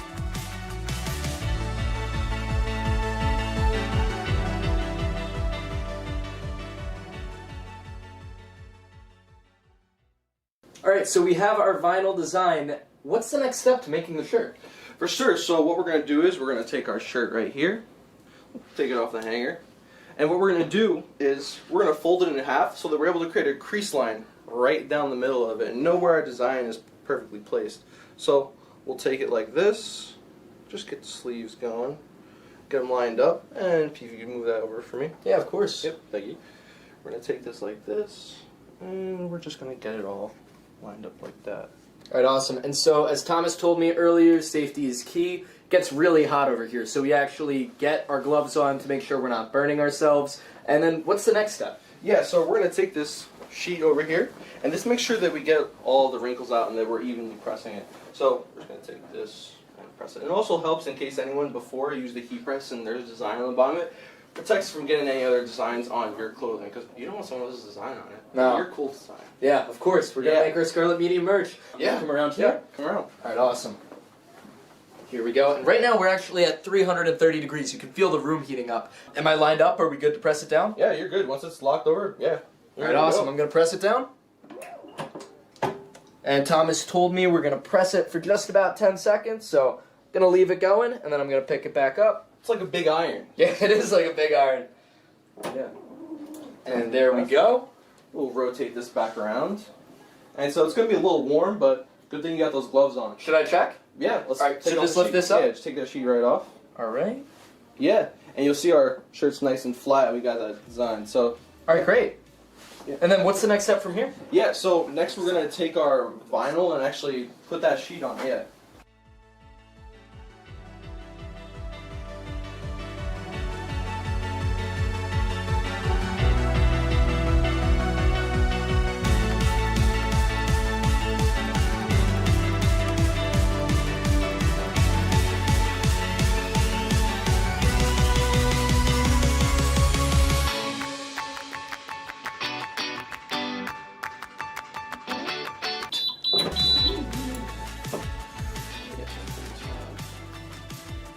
Take it off? Yeah.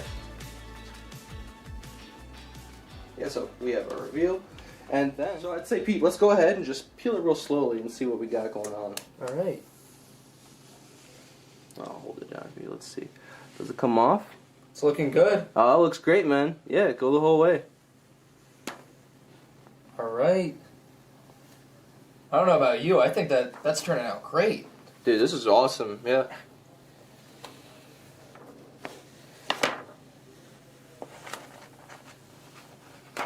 And there we are. Oh my Sweet. God. Scarlet Media. We've done it. And now we got some new merch. Yeah. As you guys can see, our t-shirts came out great. Thank you so much, Tom. Without you, I could not have gotten this done. The pleasure's all mine, Pete. And I have one last thing to say, guys. If you haven't been to Makerspace, come here. You can design literally anything you want. Thanks, Tom. Of course.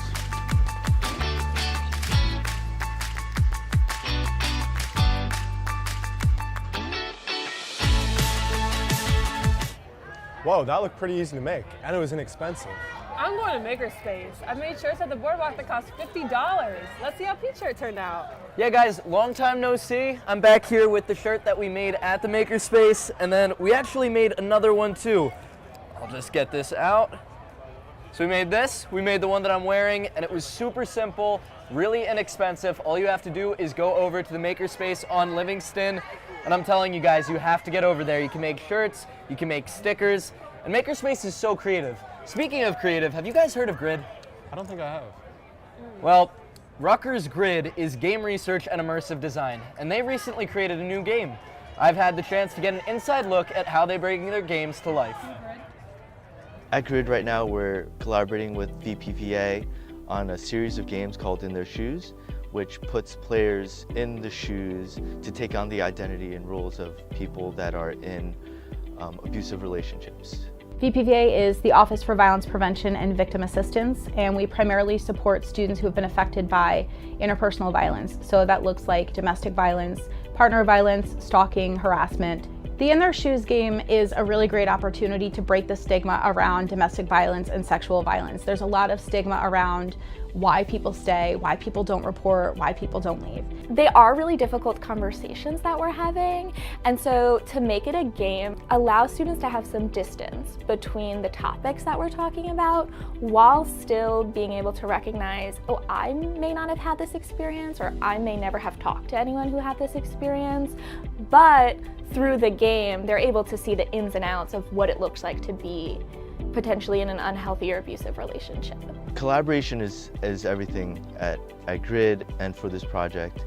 First, we get the script from VPVA, which includes the whole story, which includes the characters that are in the story, the environments, the events that happen. And what we try to do is we break down the story into art assets and components. And the process of doing that is trying to understand the story, trying to understand who the characters in the story are. GRID has a lot of fantastic ideas. When we wanted to create this game, it was really more of a one-dimensional video slide, I'll say. I didn't have the creative vision for what it could potentially become, and they had a lot of really fantastic ideas. It was really interesting to be able to see how we could bring this vision to life and use their expertise to create a program that will really speak to our students. Being a part of this project feels like you are helping people. It's not only just a creative outlet for me, but it also reminds me that there are people who need help and who need their voices to be heard. And it's amazing that even with something that would be silly like video games, you can actually broaden your perspective on what other people are going through. Seeing like my work kind of being used, or our work being used for educational purposes and for training is definitely rewarding. GRID's mission is to empower the community through games. A lot of the games out there currently don't really focus on all of these heavy topics that VPVA focuses on. I think there is definitely a place for educational games, and I think GRID is filling that space.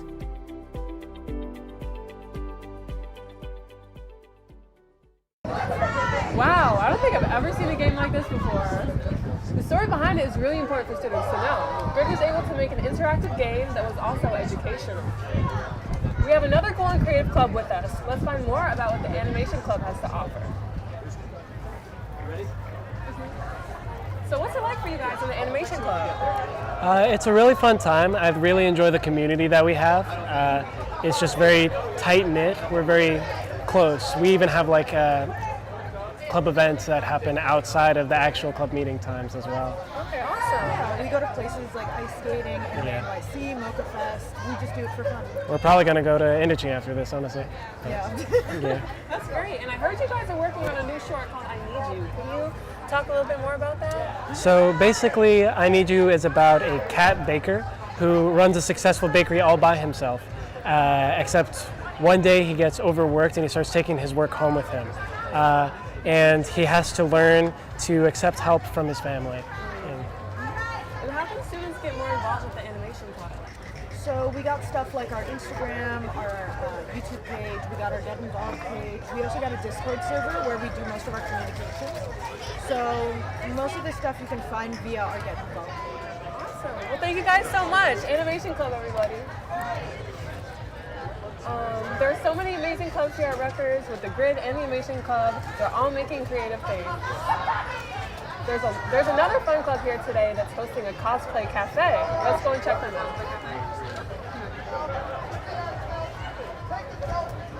Good? 3, 2, 1, go. Coming back at you with Rutgers Day coverage, and I'm here at the Cosplay Cafe with Evan. Evan, could you tell me a little bit about your setup today? So we're Aegis, we're the Anime and Japanese Entertainment Society. We're the largest anime club at Rutgers, and currently we're doing the Cosplay Cafe, where we all dress up as like maids, and then we have free cookies and brownies, and then we're trying to fundraise for our club by doing a $1 spin. Awesome, and how often do you guys meet as a club? We usually meet 5 to 7 p.m. on Fridays, usually on Bush at either Cirque or the Chem Building. For next year, we still don't know our room number, but we've been at SEC 217. All right, great. And how can students get involved with your club? Well, you can obviously come to our club meetings. We welcome anyone from Rutgers, and we had like different weekly meetings. Usually we play a bunch of games, like board game night. We have like a trivia night. We do movie nights, and ideally we try to go to a big convention every semester. So in the fall we want to go to Comic-Con or Anime NYC, and then in the spring we're hoping for Anime Boston. That's awesome. And how can people find your club on social media? Do you guys have an Instagram or anything you'd like to shout out? Yeah. Our Instagram is ru_aegis, AJES on Instagram, and that's it. But definitely follow us. We try to post every week for our meetings, and we let everyone know on our Discord as well, and Instagram, like what the plan is for the week. Yeah, that's it. All right, great. Thank you, Evan. And if you guys want to come check out the Cosplay Cafe, you just need to come to Voorhees Mall, and they'll be here till 3 o'clock today. Well, that was fun to watch. Yeah, there's a lot of different clubs tabling here on College Avenue, and it looks like they're all having a great time. Yeah, right now we're going to take a short break, but don't go anywhere just yet. We still have many more stories to cover, so sit tight and we'll be right back. Thanks to Rutgers Global, I was able to spend the spring semester studying and shooting on 16mm film in Prague. Living abroad in the Czech Republic brought a host of new experiences, like visiting Prague Castle, learning firsthand about the Czech film industry, and getting to travel to neighboring countries. Studying abroad helps you expand your cultural awareness and push you out of your comfort zone. Study abroad is eye-opening. Study abroad is exciting. Study abroad is inspiring. Study abroad is so rad.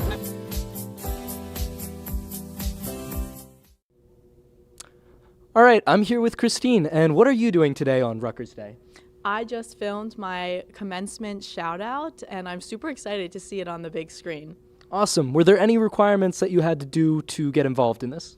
Nope, I just had to show up at Scott Hall, sign up a form that is basically just giving my consent, my information, and they gave me a gown and I'm all suited up, and I'm, again, really excited to see my parents' reaction to this. I just wanted to really show my appreciation to my family and my friends and my professors for my experience at Rutgers. All right, great. And are there any other days that you can do this, or is today the only opportunity? Today is the last day, Scott Hall, ending at 4 p.m. So if you have the opportunity, I would come right now to film your shout out. All right, thanks, Christine. Thank you. At Rutgers, K-12 educators learn to create and run a makerspace. They experience maker-centered learning firsthand at Rutgers Makerspace. Maker-centered education empowers students by exploring design thinking, computer science, engineering, and more.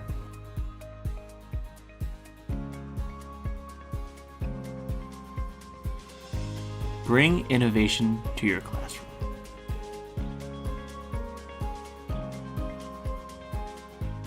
And we're back. We hope you didn't go anywhere. Yeah, right now we're going to watch campuses again and see what Bush has, starting with our friends at Grid.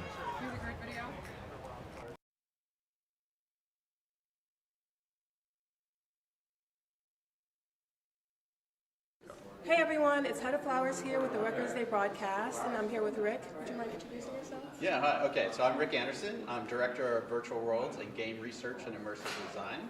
And we've been building games for education for like 20 some odd years. And so I'm director of this group. It's like, instead of just game research and all that, we're Grid.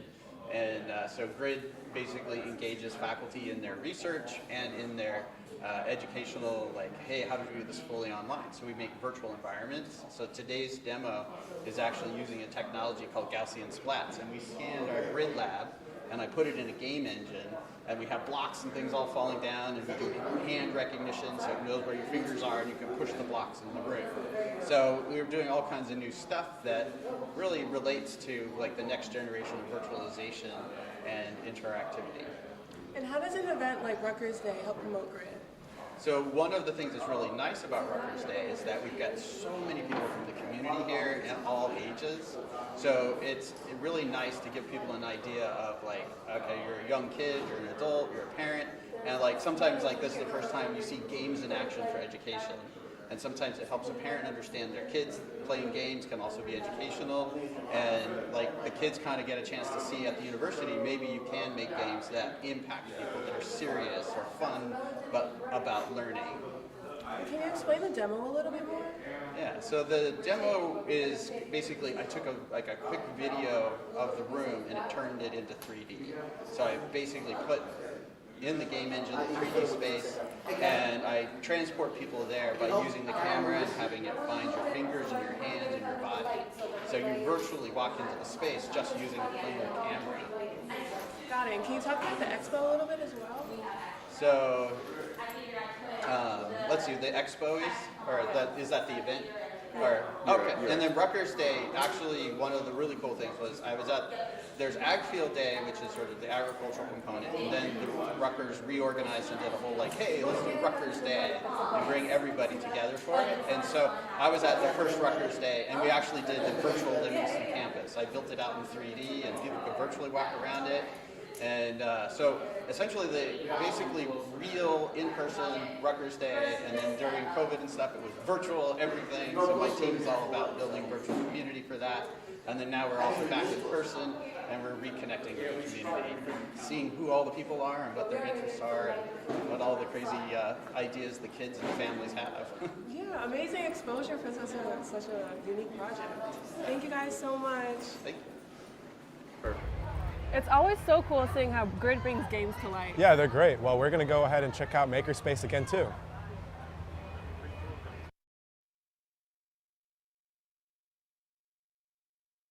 Rolling. Hi everyone, I'm here with Thomas from the Makerspace. Could you tell us a little bit about your pop-up? For sure. So today here at the Makerspace we have a bunch of different things. We have VR welding for anyone that would like to see what welding is like. We have a laser engraver making a couple tests for people. And we also have a 3D printer that's making prints to give out to people. Additionally, we have a bunch of samples here of different things that were made at the Makerspace, just because we do so many different things. That's awesome. And how does that help promote the Makerspace? Yeah, for sure. So at the Makerspace, since we do have so many things, we have laser engravers, 3D printing, textiles, wood shop, tools, electronics. We have so many different things, and this is a great little pop-up to try and show what we have going on. Awesome. And where would someone who's interested in the Makerspace find you guys? For sure. So we're on Livingston campus, about a 3-4 minute walk from the Student Center. On top of that, we also have an Instagram. We're in a bright yellow building right behind our...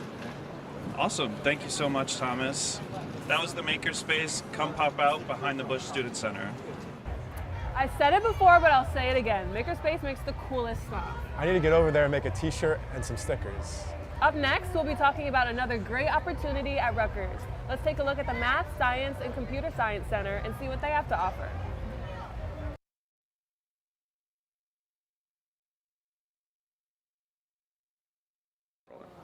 Hi guys, I'm here with Brielle from CMSCE.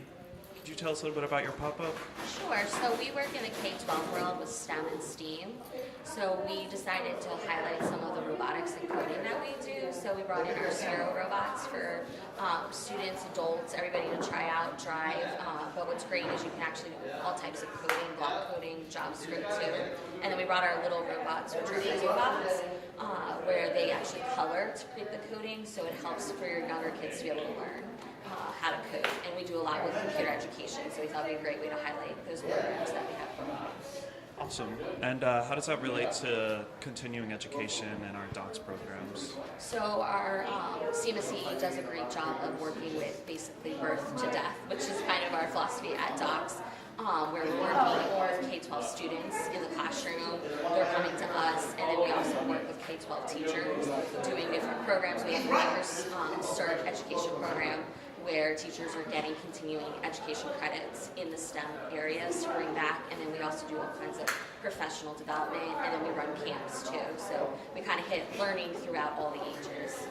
Awesome. And where can someone who's a little more interested find you guys? Absolutely. So you can find us at CMSC Rutgers.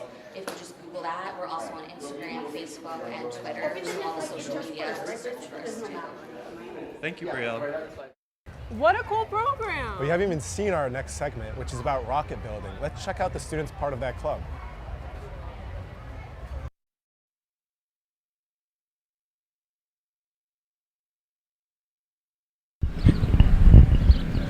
I'm Phil Chacoma here at the Resisto Jets Rocketry 4-H Club, and I'm with Holt Englander. And Cole, right behind you, you have this rocket that you guys actually used at the NASA SLI Student Launch Initiative. So just tell me a little bit more about what that is and tell the viewers. So Student Launch Initiative is basically a STEM outreach program from NASA, and it's mostly college teams, and basically what it is, it's to simulate what a NASA contractor would go through in order to, build a rocket or a component for a rocket. So it requires a lot of documentation, a lot of testing, a lot of safety and stuff like that. So it's not just like you go and launch it, it's more of an experience based on what NASA does to make sure that their rockets are safe and fly correctly. All right, awesome. And let's just get a better look at the rocket here. Why don't you go down and break down just each part of the rocket? Because of course you use this in the competition already. So just break down what each part does. Okay, so starting off here, that is the nose cone. Obviously for aerodynamics, there's a GPS tracker in there and also sand ballast to keep it stable. Here you can see a fireproof blanket. This is what the parachute is wrapped in. So when the rocket goes up, obviously it's got to come down safely. So then here is what the parachute sits in, and there's also a payload. We don't have it right now, but that's basically a very big part of the competition. So this year's payload was in order to have a few stem knots, which are basically these little characters, and they're supposed to simulate like what a human would be like in a lander. So you have to come up with some sort of unpowered lander that pops out of the rocket at a certain altitude and flies down under its own power and then lands safely. So then, yeah, all that's housed in here. Then this is the avionics bay. That's where the ejection charges are. And what the ejection charges do is once the rocket reaches its highest altitude, once the motor burns out, then the ejection charge pops.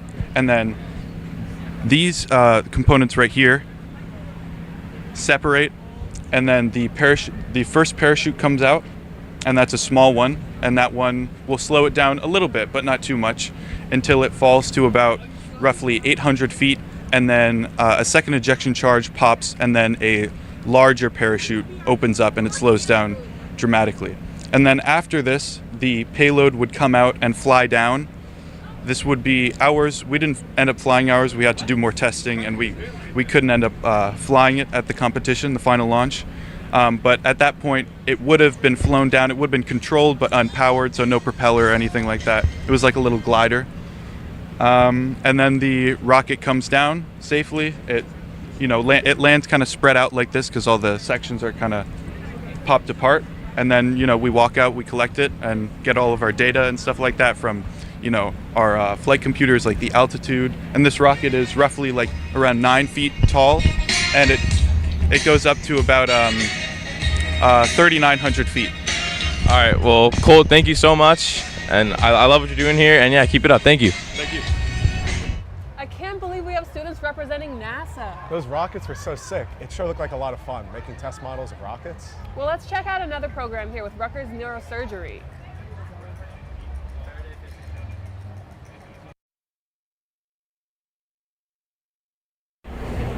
Back outside the Material Science and Engineering building, I'm at the Jello Brain Surgery table with Dr. Gupta. And we got a long little situation here, just a long process kind of. Just tell us a little bit about it, maybe walk us through the steps, because you just told me about it. I think it's really interesting. One of the more interesting tents here at Rutgers Day. Thank you. So here we demonstrate to the kids how we do real brain surgery. So everybody, what you're seeing here is pretty much what we do in the main operating room. So here we have the kids gown up like a brain surgeon. They get their gowns, their masks, their gloves, and then we move to the first table where they perform jello brain surgery. We have brains that are molded with jello, and they have little blueberries in them representing a tumor, and the kids have to use actual real surgical instruments to take the tumor out. So as you can see here, this student here successfully took out a brain tumor from there. Right here is the jello brain, and now you'll see him taking out a brain tumor. Go ahead, my friend. So here you can see in the operating room, this is how we do it as well. And then we're taking them through the procedure or taking a brain tumor out from a jello brain. And right next to that, the field you see is how we get in the brain. To get to the brain, we have to go through the skull. So what we are demonstrating is how we take the electric drill and then we drill the skull bone off very gently. Here there is a boiled egg, and the shell represents the skull bone, and the kids have to gently drill out the shell of the egg without impact on the inside of the egg, which might be like a brain for the brain surgery. The next one we have is a brain aneurysm. Aneurysm is a bubble that forms on the blood vessels of the brain, and that bubble can explode. So those are called brain aneurysms. We have a center for brain aneurysms at Robert Wood Johnson Rutgers Health. The balloon represents an aneurysm in the brain, and the kids have to come and put a brain aneurysm clip over here without popping the balloon. So that's the activity they do here. Moving along to the spine surgery, how we do surgery.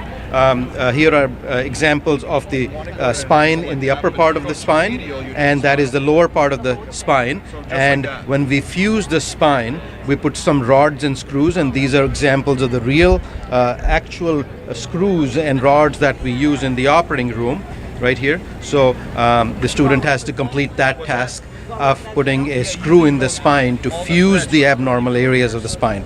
The next table is we have 3D printed skull bones. Sometimes patients lose their skull bone for one reason or the other, whether it be trauma or infection. Then we have to we create custom implants with 3D printing. We first take a CAT scan. Well, this is a colored one. For example, if this patient has lost part of the left side of the skull, then we take a scan of this and we print out a 3D printed skull for the patient, or we can use these meshes that we have, which will exactly fit on the patient's skull, and the students actually take this screws and plates. One of the questions we get asked is, how do you put the skull back? The way we put the skull back is we take these screws and plates right here, and then the students have to drill it on either side, and that's what holds the skull back there. So that's the activity. Now, if the student completes all these activities, they get a sticker or they get a certificate for jello brain surgery. They're a Rutgers jello brain surgeon, and he's going getting one. And that's the certificate they get for certified Rutgers jello brain surgeon. All right, well, Dr. Gupta, I'm not much of a doctor, but if I get the chance to come back here, maybe I could feel like one. Thank you so much. This station is really cool. I think it's one of the most interesting things here, especially the most creative. So thank you for this interview, and yeah, Material Science and Engineering Building in the Bush Health Village. Come here. When do you guys close? At the end of the day. End of the day. So get here while you can. Get a certificate. Feel like a doctor. I wish I can. I wish I had the time. Thank you. Thanks a lot. The jello brain surgery looked really interactive and fun. Definitely. There's a lot of fun science things here on Bush campus. Wow, there's a lot of things to check out on Bush. There's more to see with phenomenal Faraday physics with the Department of Physics and Astronomy.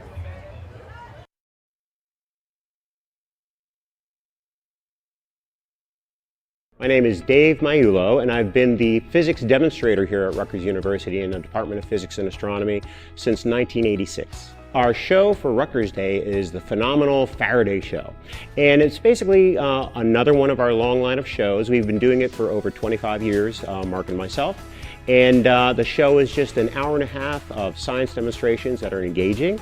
The public seems to really enjoy it and love the demonstrations, and the fun part, for me anyway, is that all of our really great students actually are engaging with the public during this. And they're phenomenal people. It really shows our public here in New Jersey just how fantastic our students are. On Rutgers Day, we'll have a pre-show, which is basically 2 hours of hands-on demonstrations. The public can actually engage themselves and try some of the physics, actually feel the definite physics. So we really have a successful show. So we know this. So we know that when we do it for the public, we know they'll be engaged. We know they're going to say, hey, this is a fantastic thing, because they say it. Wow, that physics show looked amazing. Let's take a look at more science tables here on Bush. The Department of Material Science and Engineering is here making liquid nitrogen ice cream.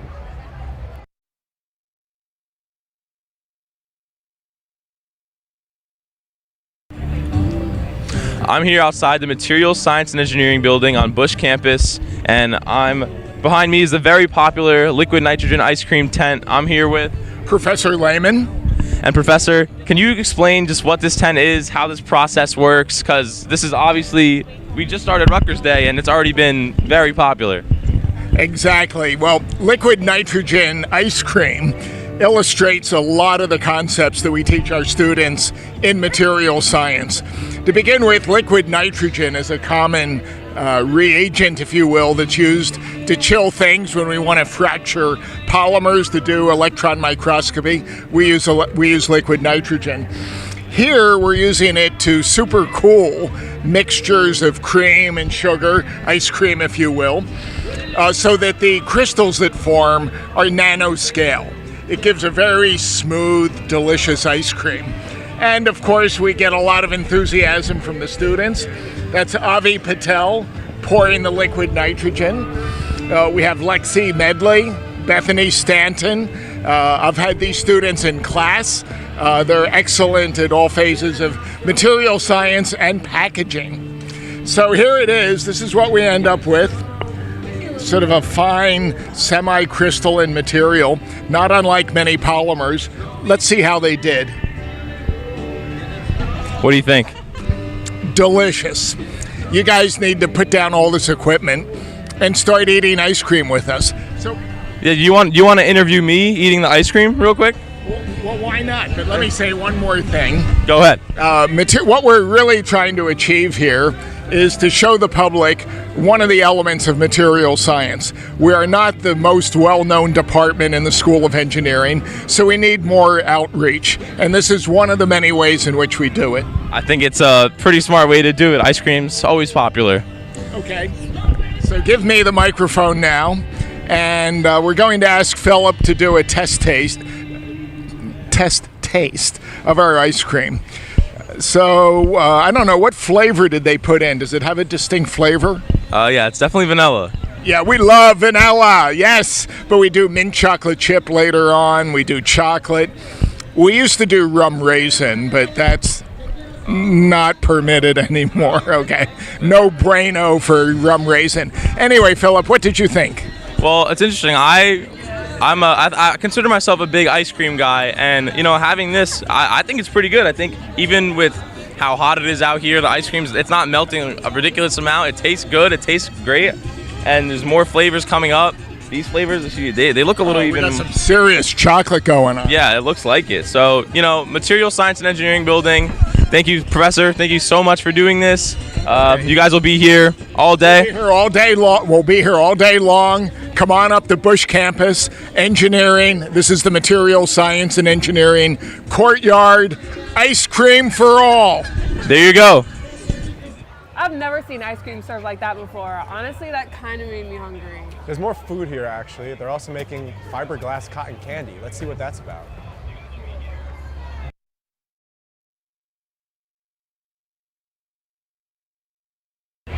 Once again, at the Material Science Engineering Building, I'm here with Professor Ashutosh Goyal.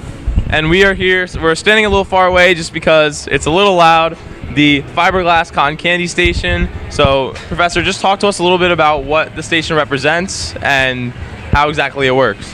So the station represents, we are making cotton candy over here out of sugar, but what it represents is actually your insulation glass wool inside the house. So the insulation inside around your house that keeps you hot or cool during summers and winters, it's all glass fiber. And how that glass fiber is made is represented by how this cotton candy is made. Right, so it's kind of similar to the way the sugar spins around. So let's just get a quick look at the cotton candy machine itself, because I'm sure a lot of people have seen it, but just to show that this is how fiberglass gets made. So, sugar over here represents actually your glass going in there. It's melted, like the way sugar is melted, similar with the glass is melted, and then with all the fast rotations going on, there are small pores there. So imagine the glass melt, being like converted into fiber coming out of those pores, small pores, like the sugar fiber is coming out, and then freezing in to turning into like a wool, like the way you get over here cotton candy. Okay. Similarly, glass wool gets spinned into your insulation. Okay, perfect. Well, you guys will be here all day, I'm assuming? Yeah. all day here at the Material Science and Engineering Building, Bush Campus, Health Village, Rutgers Day 2024. Professor, thank you so much. Nice to meet you. Glass and cotton candy was not a combo I was expecting, but that's science. We have one more science segment to cover here on Bush, so let's move over to the Rutgers Formula Race team and see their race car.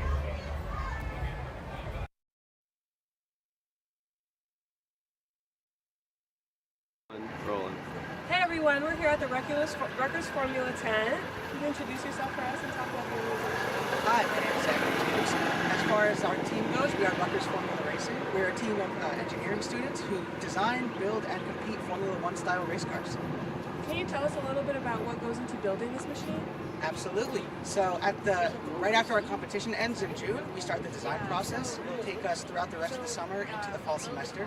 After that, it's all about manufacturing. We focus on building the car, and then hopefully by the end of May, or by the beginning of May, we will have a fully finished car that we have plenty of time to test before we ship it out to Michigan for our competition. What kind of experience does this teach you outside of the construction of the car? Absolutely. So our engineers in our team get a lot of real-world experience that you can't get in a classroom, whether that's figuring out how your designs on paper work in the real world, or simply just how to work in a team environment when you have such a complicated car that everyone needs to work on together. The teamwork experience is absolutely invaluable. What was the most difficult part of the build this year? Definitely. So we are 1 year past our transition from a gas-powered car to EV. So most of our energy has been spent perfecting our battery, perfecting how our battery high voltage system works with the rest of the car. As we are electric, it is the most important part, of course. Where can we find you? Of course, you can find us on Instagram at Rutgers Formula Racing or at our website at www.rutgersformularacing.com. Thank you so much, guys. Rutgers Formula. Okay, I had no idea Rutgers had a Formula race team. Neither did I, but those race cars looked really cool. What a great way to wrap up our Bush segment. Now, entering the end of our live broadcast show, we are showcasing Scarlet Media, the team who put this whole show together. Let's watch the alumni from Scarlet Media. Hi, my name is Christine. I graduated in spring 2023. I remember I was just looking to get my hands on any sort of production experience. Hi, my name is Finley King. I worked at Scarlet Media for 3 years and I graduated in 2021. So I got involved with Scarlet Media when I was studying film at Mason Gross. Yeah, so my name's Toyin Fadahunsi. I was working at Scarlet Media from around 2018 up until around 2020, 2021. I went over and I got interviewed with them and I started pretty soon into my freshman year. I'm pretty sure my first shoot was the makerspace, vinyl cutting. I remember I was a little nervous, but not too nervous. I remember before I even started, we had a session of how to use all the equipment in our office and the studio. So that was really helpful. My first job at Scarlet Media was to help film an ROTC training video. I was really nervous for my first gig because it was so unusual. And to film this training video, it involved having to wake up at 5 a.m. and going into the middle of the woods while it was snowing and raining. And we spent approximately 6 hours filming rifle training with these ROTC people. And it was a really intense first job, but funny enough, when you work in film and TV, you are waking up at 5 a.m. and going into the middle of the woods and you're cold and sweaty all the time. So it was great training for the future. It was actually really fun because we went to Cook Dug, I believe, and they were doing a meet and greet with the author of Goosebumps, R.L. Stine. And so we were actually asked to come and do an interview with him. One major skill I learned working at Scarlet Media was the power of professionalism. And basically what that boils down to is, yes, it's important to know how to use your cameras. It's important to know how to use your sound equipment. But what's most important is knowing how to work with a client and keep a professional stance while also having a nice relationship that will keep this client coming back. It's just as important to show up, a half hour early as it is to have the right exposure on your camera. Scarlet Media created a really great foundation for me for my future opportunities. We're always communicating either with each other, with Laura, or with any clients or professors that we're working with. If you want to take out equipment, right, being able to do that online, right? When you bring all that stuff back, putting batteries on chargers, putting SD cards and making sure they're uploaded immediately, right? Making sure, things are in the right places, all that kind of stuff, right? Which is really important because like my job now, there definitely is that need of organization. In terms of being out in the field, I would definitely just say like be open to literally helping everyone, having an open mind when it comes to feedback, being able to ask everyone around you like what do you think of this, not being like super shy and like hiding it. Take advantage of all the opportunities that Scarlet Media gives you. Even the smallest shoot, get as much experience as you can soak up. Having that 4 years there really helped me to solidify my resume. Yeah, I think from the scholarly media perspective, I definitely, now that I'm a little older, I definitely appreciate it more.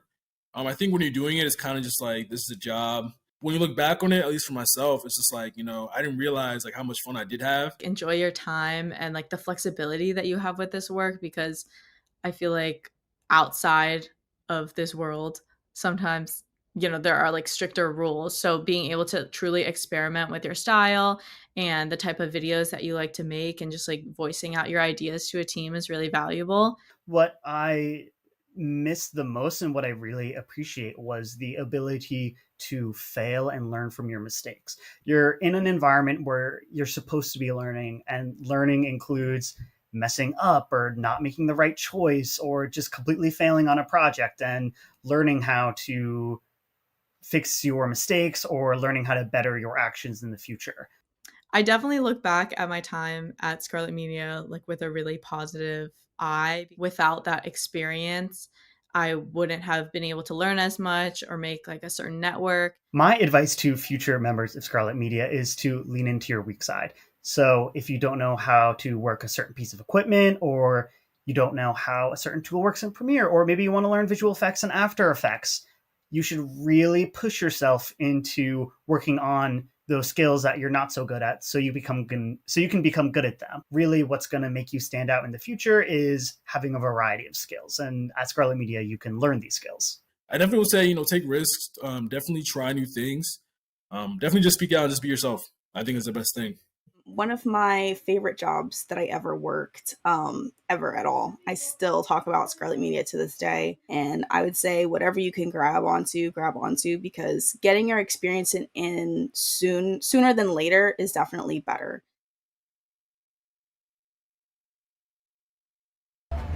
Well, everyone, we made it to the end of our show. I cannot believe all of the amazing and exciting stories we've covered today. We've covered so many stories with all the wonderful clubs and programs Rutgers has to offer on all of our different campuses. What would you say was your favorite story we covered today? Mine would have to be the Formula Racing story. It was absolutely insane. That was a great one. I would say mine was probably the Cosplay Cafe. Yeah. It's been such a great time hosting for you all today. We hope you enjoyed our broadcast as much as we did. Though our live broadcast is ending, Rutgers Day is not over just yet. Make sure you check out what all the campuses have to offer today until 4 p.m. For sure, I know I will. Thank you so much for tuning in, and shout out to all of the crews for making this happen. I'm Hedda Flowers, and this is Jessie.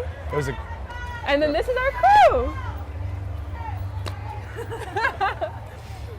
Bye, guys.